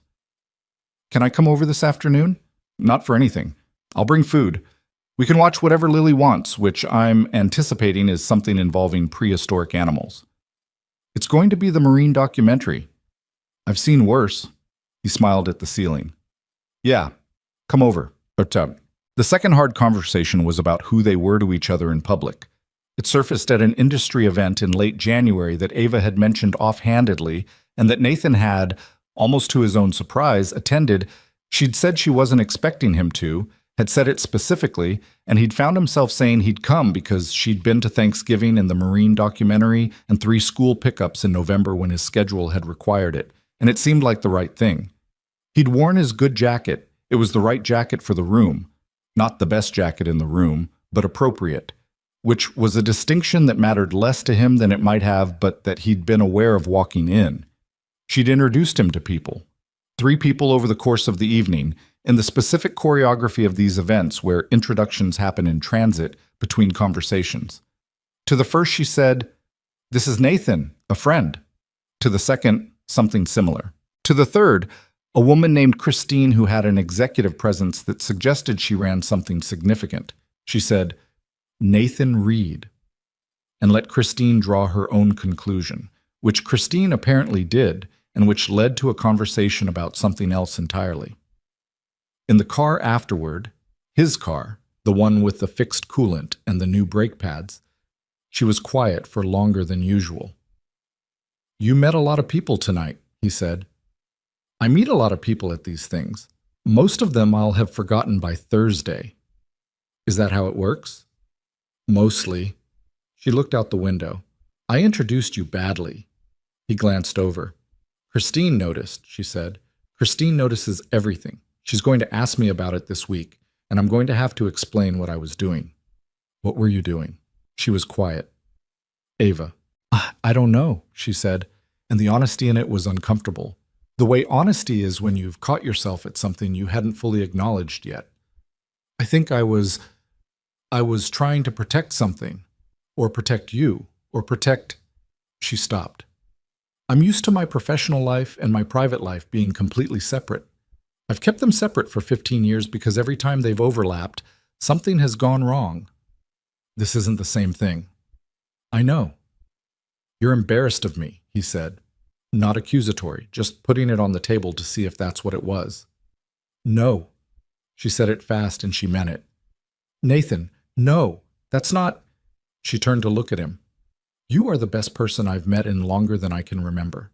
I am not embarrassed of you." "Then what?" She leaned her head back. "I'm afraid," she said, "of what happens to what we have when it becomes public, when people have opinions about it, when the gap between us becomes legible." She paused. "When someone points at us and starts doing the math." He drove for a moment.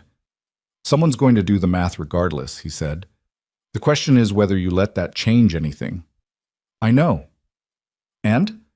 She turned to look at him. "And it doesn't," she said.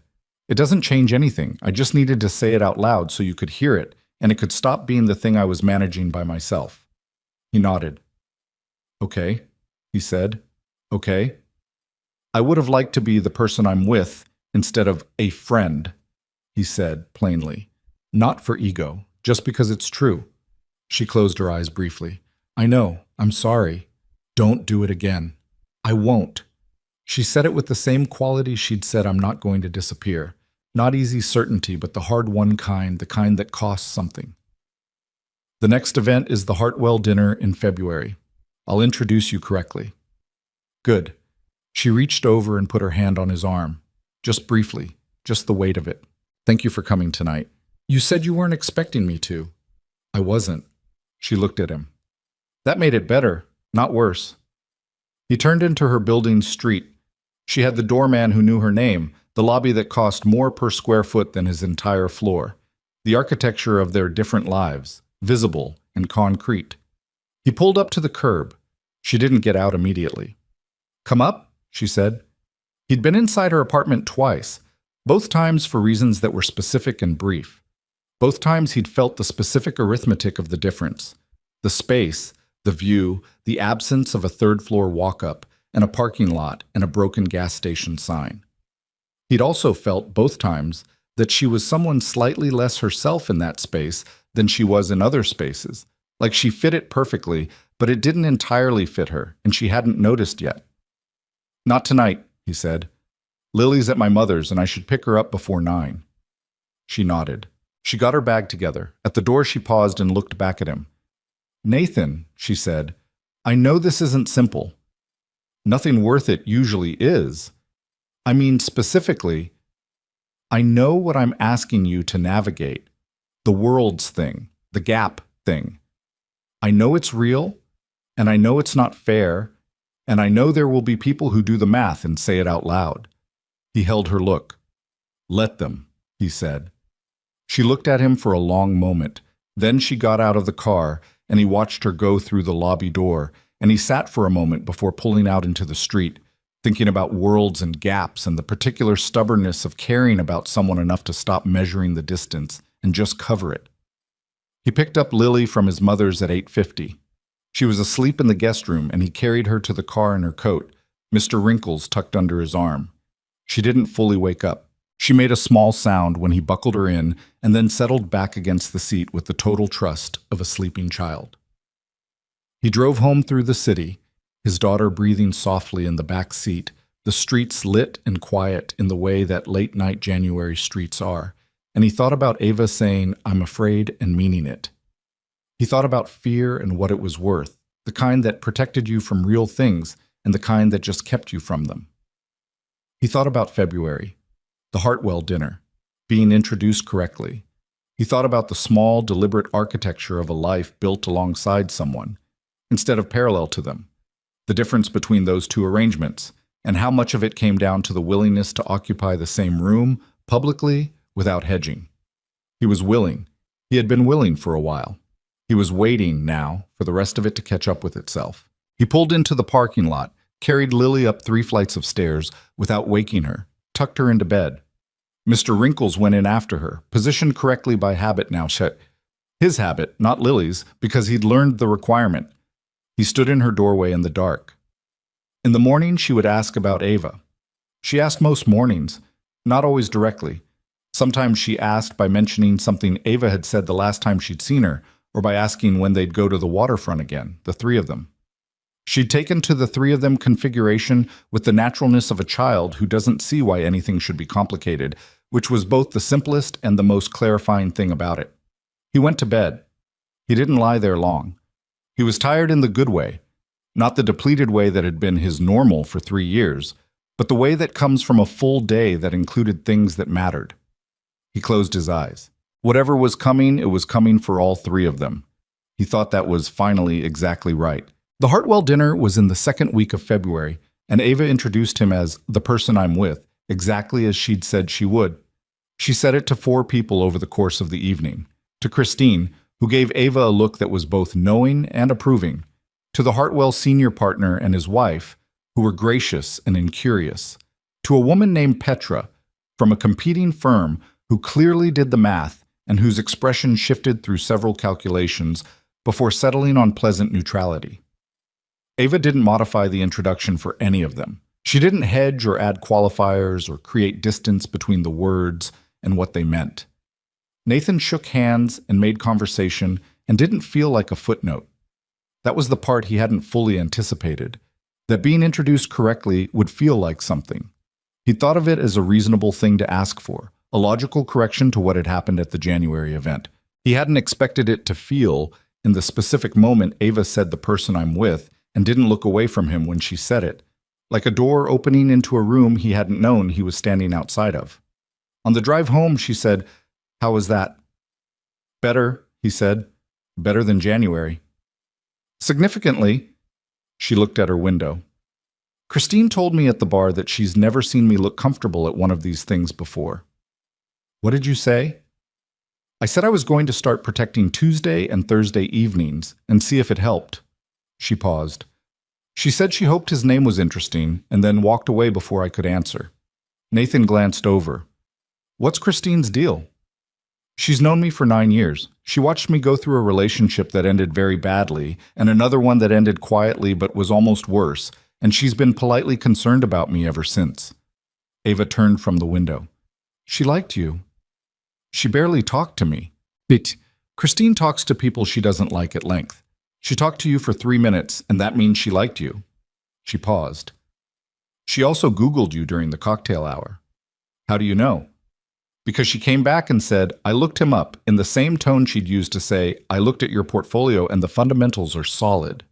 Ava's mouth curved. "Christine evaluates people the way I do. I used to find it reassuring. Tonight I found it slightly irritating, which means it was about me and not about her." He drove for a moment. "What did she find?" "LinkedIn with your old engineering program listed. The dispatch service profile, which is apparently public-facing.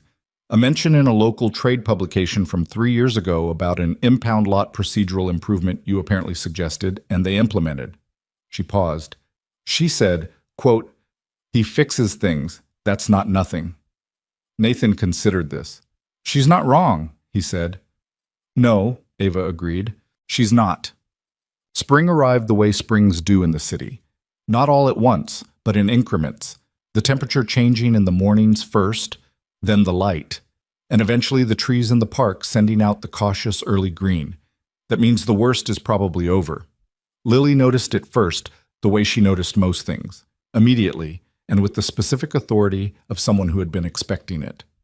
The trees are starting, she told Nathan at breakfast one morning in March. I saw one on the way to school yesterday. One tree? One that had already started. The others are coming. She ate her cereal with the confidence of someone delivering reliable intelligence.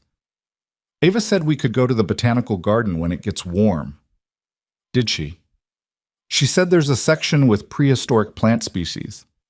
Lily looked up. I think she's been researching. He looked at his daughter across the kitchen table. 7 years old, dinosaur pajamas, Mr. Wrinkles propped against the cereal box in his usual morning position. He thought about the person who had mapped out a botanical garden visit around prehistoric plant species and how that was both very Ava and also something that the Ava of 8 months ago, the one who came out of the Meridian Hotel checking her phone, would not have done. Not because she was incapable of it, because it wouldn't have occurred to her that there was a person whose interests were worth researching for. She's been researching, he confirmed. Lily nodded, satisfied, and returned to her cereal. He texted Ava that morning. Lily told me about the botanical garden. 3 minutes. Prehistoric plant species. I found a section with living cycads. They're practically unchanged from the Jurassic. She's going to lose her mind. He smiled at the phone. He typed, You researched living cycads. Her response, I may have gone down a rabbit hole at 11 p.m. last Tuesday. Don't read into it. He typed, I'm reading into it. A pause. Then, fine. Read into it. Bash. The hard thing, when it came from a direction he hadn't been watching. It was early April, a Tuesday, and Lily had a half day at school. Nathan had arranged to pick her up at noon and take her to the library, a standing tradition, the library run, which Lily treated with the gravity of a diplomatic mission. He was at the impound lot finishing up a morning shift when his phone rang. The number was area code 602. Phoenix. He almost didn't answer. He stood in the parking lot of the impound lot and looked at the number for 3 rings, and then picked up because not answering was also a choice, and he'd learned that not answering didn't make anything go away. Nathan. Carla's voice was 3 years older than the last time he'd heard it, which was at a brief, careful phone call when Lily had her tonsils out and Carla had called to ask how it went. I hope it's okay that I'm calling. It's okay, he said, because it was. Not comfortable, but okay. What's going on? I'm going to be in the city next month. A pause. My company's relocating me back east. I'm going to be about 40 minutes from you. He was very still. 40 minutes, he said. I know. Her voice had the quality of someone who had rehearsed this call and was now finding that the rehearsed version was not the one she was having. I wanted to call you before it happened. I didn't want Lily to run into me at a grocery store or something. That seemed worse. Yeah, he said. That would have been worse. A pause. How is she? Carla said. He thought about how to answer that. The honest answer was long and recent and would take more than a parking lot conversation. He gave her the version that was accurate. She's doing well, reading above grade level now. She's into marine reptiles at the moment. Marine reptiles. A soft sound that might have been a laugh. She got that from you, the animal thing. Possibly. Another pause. I'm not calling to... I don't have any claim, Carla said. I know that. I'm not going to show up expecting anything. I just thought you should know. I'll tell Lily, he said, when the time is right. I'm not going to hide it from her. No, of course. A pause. Is she... Carla stopped, started again. Does she ask about me? He thought about it honestly. The honest answer was, sometimes, less than she used to, and always with a 7-year-old's pragmatism that was harder to watch than any anger would have been. Sometimes, he said. Carla was quiet for a moment. He could hear something in it that wasn't his responsibility to manage, but that he recognized nonetheless. The weight of absence when you're the one who chose to be absent. Okay, she said. Thank you for answering. Take care of yourself, Carla. He hung up. He stood in the parking lot for a moment and looked at the sky and then called Ava. She picked up on the second ring. He could hear office sounds in the background. Are you between things? He said. The office sound stopped. She'd moved. I am now. What happened? He told her. Flat, factual, the way he processed hard news, out loud, in order, without editorializing until he'd gotten through the facts. She listened without interrupting, which was one of the things he'd come to depend on. When he finished, there was a brief silence. How are you?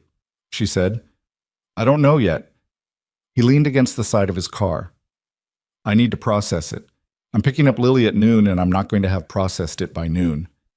You don't have to have processed it by noon. You just have to pick her up and take her to the library. I know. Nathan. Her voice was careful and present. You've built something solid. Lily is fine. Carla being 40 minutes away changes the geography, but it doesn't change what you've built. He thought about that. What if Lily wants to see her? He said. Then you navigate that when it comes. You don't navigate it today. A pause. And you don't navigate it alone. He closed his eyes briefly.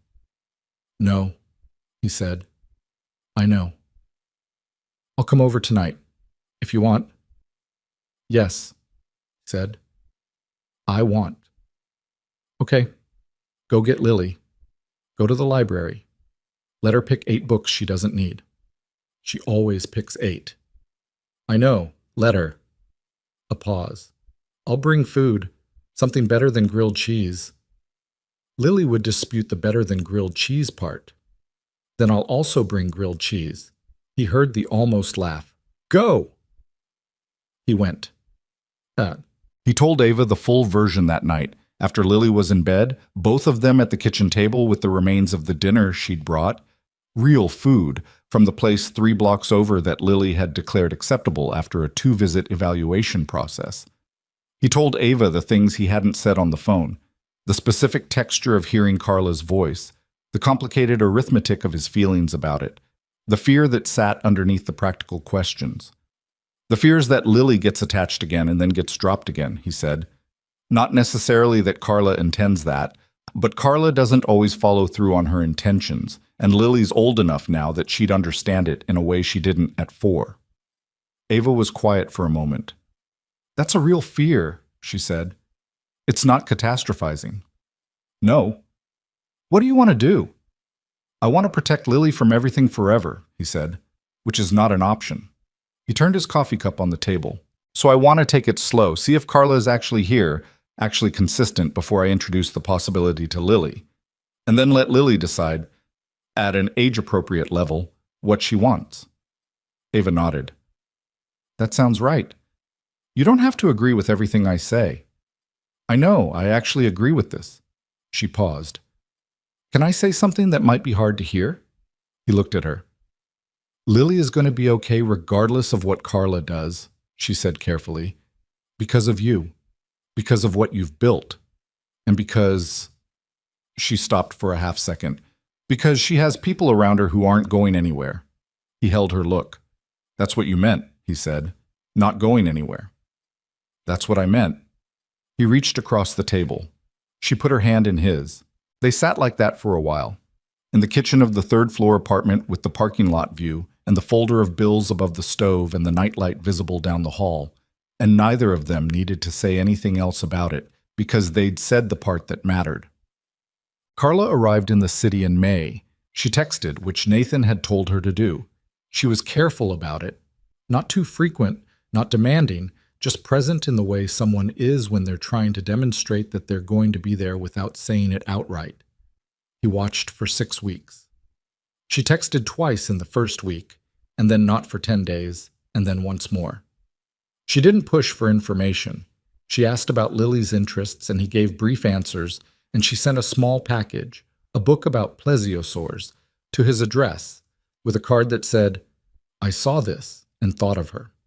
He held that book for a long time before he brought it in from the mailbox. He showed it to Lily and said it was from someone who used to know her when she was little. Lily looked at the book. She looked at Nathan. She was 7.5 by then, and she was perceptive in a way that still occasionally surprised him.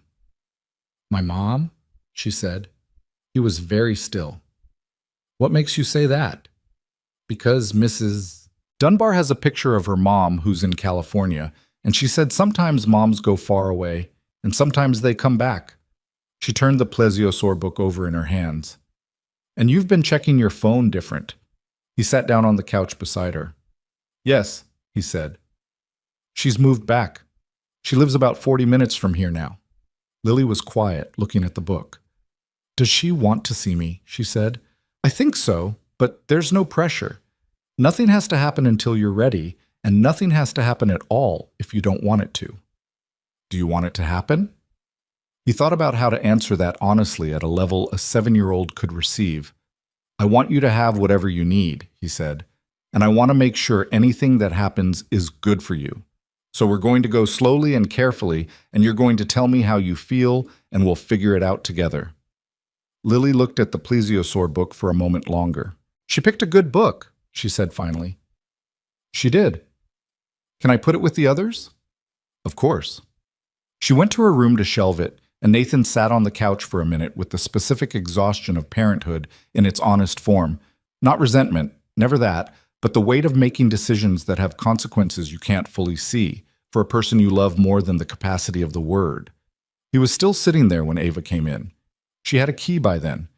He'd given it to her in March, quietly, without announcement, setting it on the counter while she was looking for something and not making a ceremony of it. She'd picked it up and put it in her bag and said thank you, and they'd both pretended it was a small thing when it was not. She looked at him on the couch. "How'd it go?" she said. "She knew," he said. "Before I said anything, she knew." Ava sat down beside him. "What did she say?" "She said the book was a good choice." He leaned his head back. "She's going to be fine." "She's going to be fine," Ava agreed. "She's your kid." He looked over at her. "She's also starting to be yours," he said. Ava went very still. He hadn't planned to say it. It was one of those things that came out because it was true, and the moment was the kind of moment where true things find their way to the surface without waiting for permission. She looked at him. There was something in her face that was raw and unguarded. Not the vulnerable adjacent look from earlier months, but the real version. The kind that happens when someone says a thing you've been wanting and not letting yourself want. "Is that—" She stopped. "Do you mean that?" "I watch her with you," he said. "The botanical garden, the plesiosaur explanations. Last week when she was upset about the spelling test and she came to you first." He paused. "She comes to you first sometimes. Not instead of me. In addition. That's not nothing. That's actually everything." Ava's eyes had gone bright in the way that meant she was keeping something in check. "I don't want to overstep," she said. "You're not." He turned toward her. "You haven't been, not once. You've moved at her pace, not yours, and that took something, because you're not a patient person by nature, and you chose to be patient for her." "She made it easy," Ava said. "She's not. She's so easy to love, Nathan. I didn't expect it to happen so fast, and then it just did, and I've been trying not to put words on it because I didn't want to make it weird." "It's not weird," he said. "It's right." She looked at him for a long moment. "What does this mean?" she said. "Going forward. What does this look like?" He'd been thinking about this for weeks, in the honest hour after Lily went to bed, in the long drives and the margin spaces. He'd been thinking about it the way he thought about things that mattered. Not avoiding the weight of them, but carrying it around until he understood its shape. "It means I want you here," he said. "Not 40 minutes away with a key for occasional visits. Here. In this life, the actual daily life, with the coolant leaks and the third-floor walk-up, and the 8 library books every Tuesday." He paused. "I know what you're walking away from. I know what I'm asking." "You're not asking," she said quietly. "I'm already here." He looked at her. "I renegotiated my lease," she said. 2 months ago. I'm in a month-to-month now." She watched his face. "I'm not telling you that as a pressure. I'm telling you because you said you wanted me to be honest when things are hard, and when things are real. And this is real. He was quiet for a moment. Month to month, he said. I'm not going to keep a penthouse I never want to be in when there's somewhere I actually want to be. She held his look. If you're not ready, I'm ready, he said. Are you sure? Ava. He reached up and touched her face. I've been ready. I've been waiting for you to catch up. She laughed. The real one, the surprised kind. I've been ready for months. I know. I was enjoying watching you get there. That's... She shook her head, still laughing. That's infuriating. You got there, he said. That's what matters. She moved in on a Saturday in June, which Lily had chosen from the options offered. Saturday was the only acceptable option, she'd explained, because that was the most time she'd have to supervise the process. The supervision was comprehensive. Lily stood in the living room as each box arrived and directed its placement with the authority of a general overseeing a logistical operation.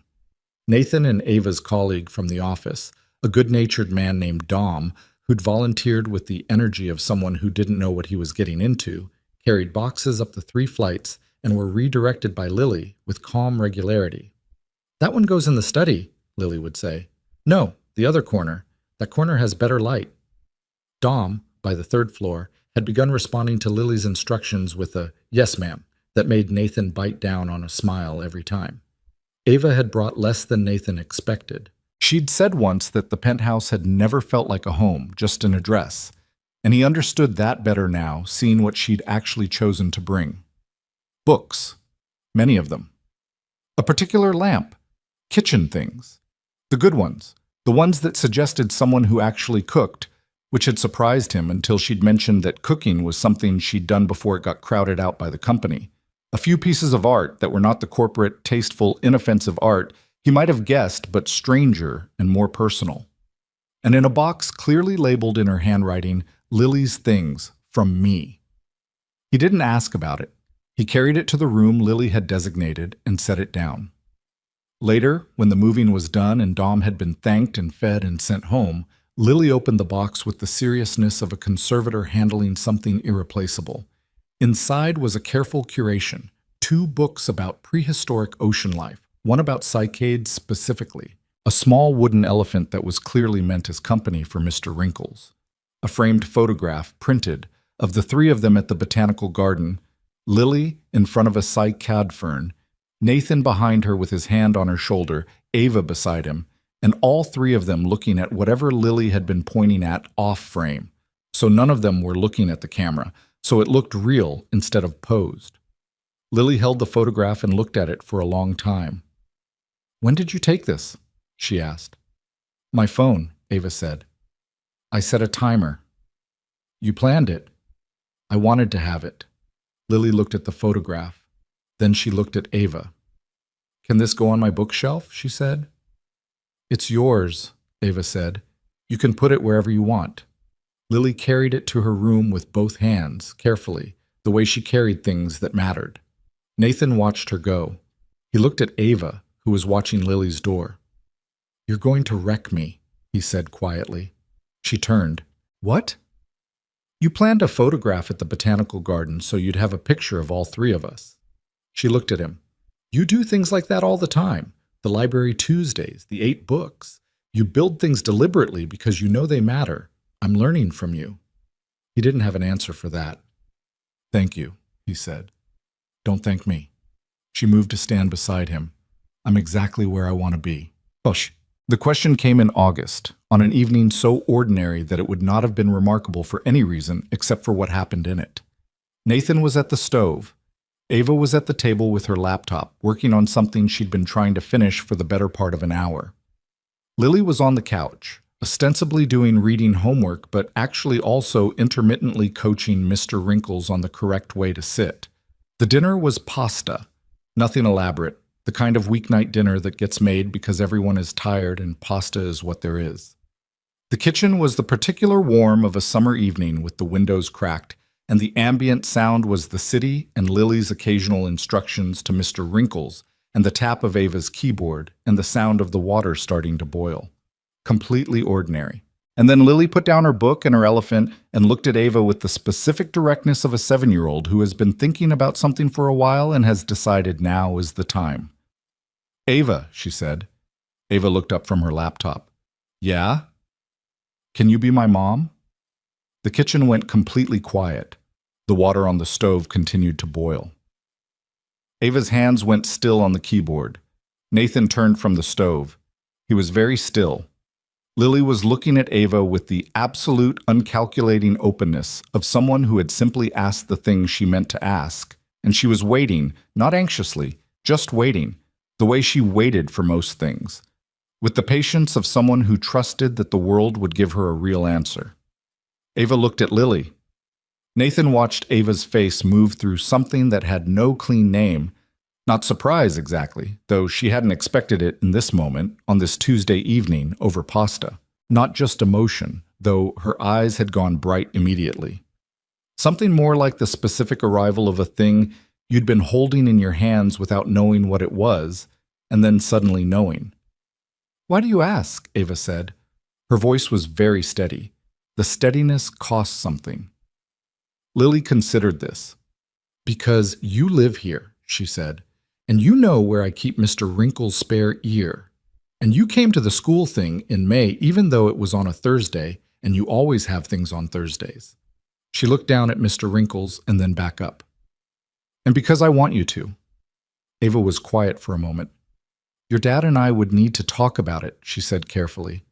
"Because it's a big thing, and big things need to be talked about carefully." "I know," Lily said, "but if you talk about it, and you decide yes, is that okay? That I asked?" Ava looked at her. Nathan watched Ava and thought, there it is. The person who drove 40 minutes in January ice to be at a school event on a Thursday. The one who researched cycads at 11 p.m. The one who put a photograph in a box labeled Lily's Things from me because she wanted Lily to have it in her room. "Yes," Ava said. Her voice had lost some of its steadiness, just a little. "It's very okay that you asked." Lily nodded, satisfied, the way she nodded when things were resolved. She picked up Mr. Wrinkles and went back to her reading homework. Ava looked at Nathan. He looked back at her. He turned down the pasta. He walked over to the table, and he pulled out the chair beside her and sat down, and he looked at her properly in the warm kitchen light with the summer evening coming through the windows. "Well," he said. "Well," she said. She swiped quickly at one eye with the back of her hand, which she did efficiently and without acknowledging. "That was... yeah." "She knows where Mr. Wrinkles keeps his spare ear," Ava said. "Second drawer in the nightstand," Nathan said. "She told you where she put it." She explained the whole system. Ava looked at the table for a moment. I didn't know she'd been thinking about it as a category. She thinks about everything. She's just quiet about it until she decides." Ava looked up at him. "What do you think?" He held her look. "I think she asked you exactly the right question. I think she asked it because she already knows the answer she wants." He paused. "I think the question is whether you're ready for what the yes means." "I've been ready," she said. "I told you in June I was ready." "The move is different from the name." She was quiet for a moment. "I know. The name is a commitment I don't take lightly." "I know you don't." "I'm not her mother," she said carefully. "I know that. Carla is her mother, and Lily knows that, and the visits are going cautiously, but they're going, and I don't want to put myself in a role that..." "Ava," he said her name simply. "Lily understands more than we give her credit for. She's not confused about who Carla is. She's not confused about what she's asking." "What is she asking?" He thought about how his daughter had phrased it. Not will you be, but can you be? Not claiming something, asking for permission to have it. "She's asking if she's allowed to love you as much as she already does," he said. "She's asking for the word to match the feeling." Ava looked at him for a long moment. Then she looked at Lily on the couch, who was reading intently, Mr. Wrinkles correctly positioned. Then she looked back at Nathan. "Yes," she said. "The answer is yes." He took her hand on the table. She turned it over and held it. "We'll figure out what the title looks like," he said. "We'll let Lily lead. There's no formula for it." "I know." She squeezed his hand. I'm good with no formula.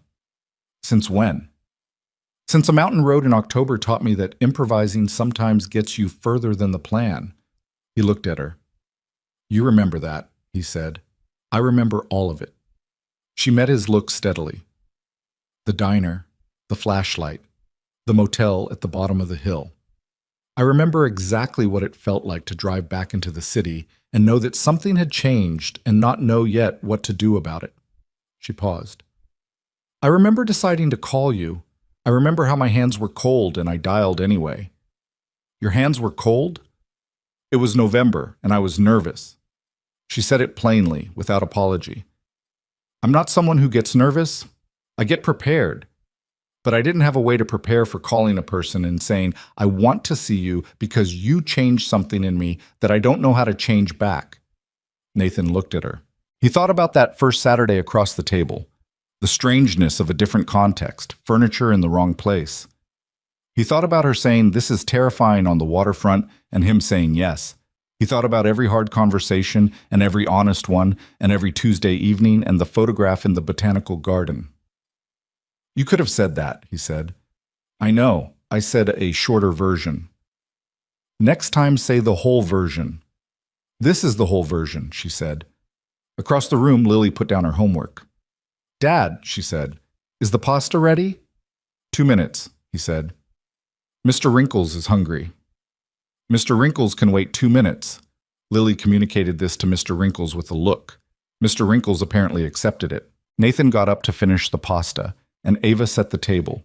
She knew where everything was, had known for months, had built the knowledge gradually the way you build fluency in a language, until one day you stop translating and just speak. And Lily relocated from the couch to her kitchen stool with Mr. Wrinkles, and the three of them had dinner in the way they'd been having dinner for the last several months. Not perfectly, not without the ordinary frictions of people living together, but genuinely, with the real sound of real conversation and the specific warmth of a kitchen that knew it was being used. He said, this is what nobody tells you about the way a life changes. It doesn't announce itself. The moments that rearrange everything don't always arrive with music or weather or dramatic speeches. Sometimes they arrive as a $950 driving assignment you took because the electric bill was late. Sometimes they arrive as a woman checking her phone in your rearview mirror, not yet the person she's going to become to you. Sometimes they arrive as a storm on a mountain road, or a slow loris photo at 8:15 at night, or a stegosaurus cookie that looks more like a dog than a stegosaurus, and you give it to a stranger because it's the best one. Nathan had spent 3 years building a careful life. Carefully, deliberately, brick by brick, measuring everything twice because he couldn't afford to get it wrong. He'd confused careful with closed. He'd confused protecting Lily with not letting anything in that might reach her, and those aren't the same thing. And the difference cost him something until Ava Kensington walked out of a hotel and climbed into the back seat and refused to be invisible in the way he'd been told to be.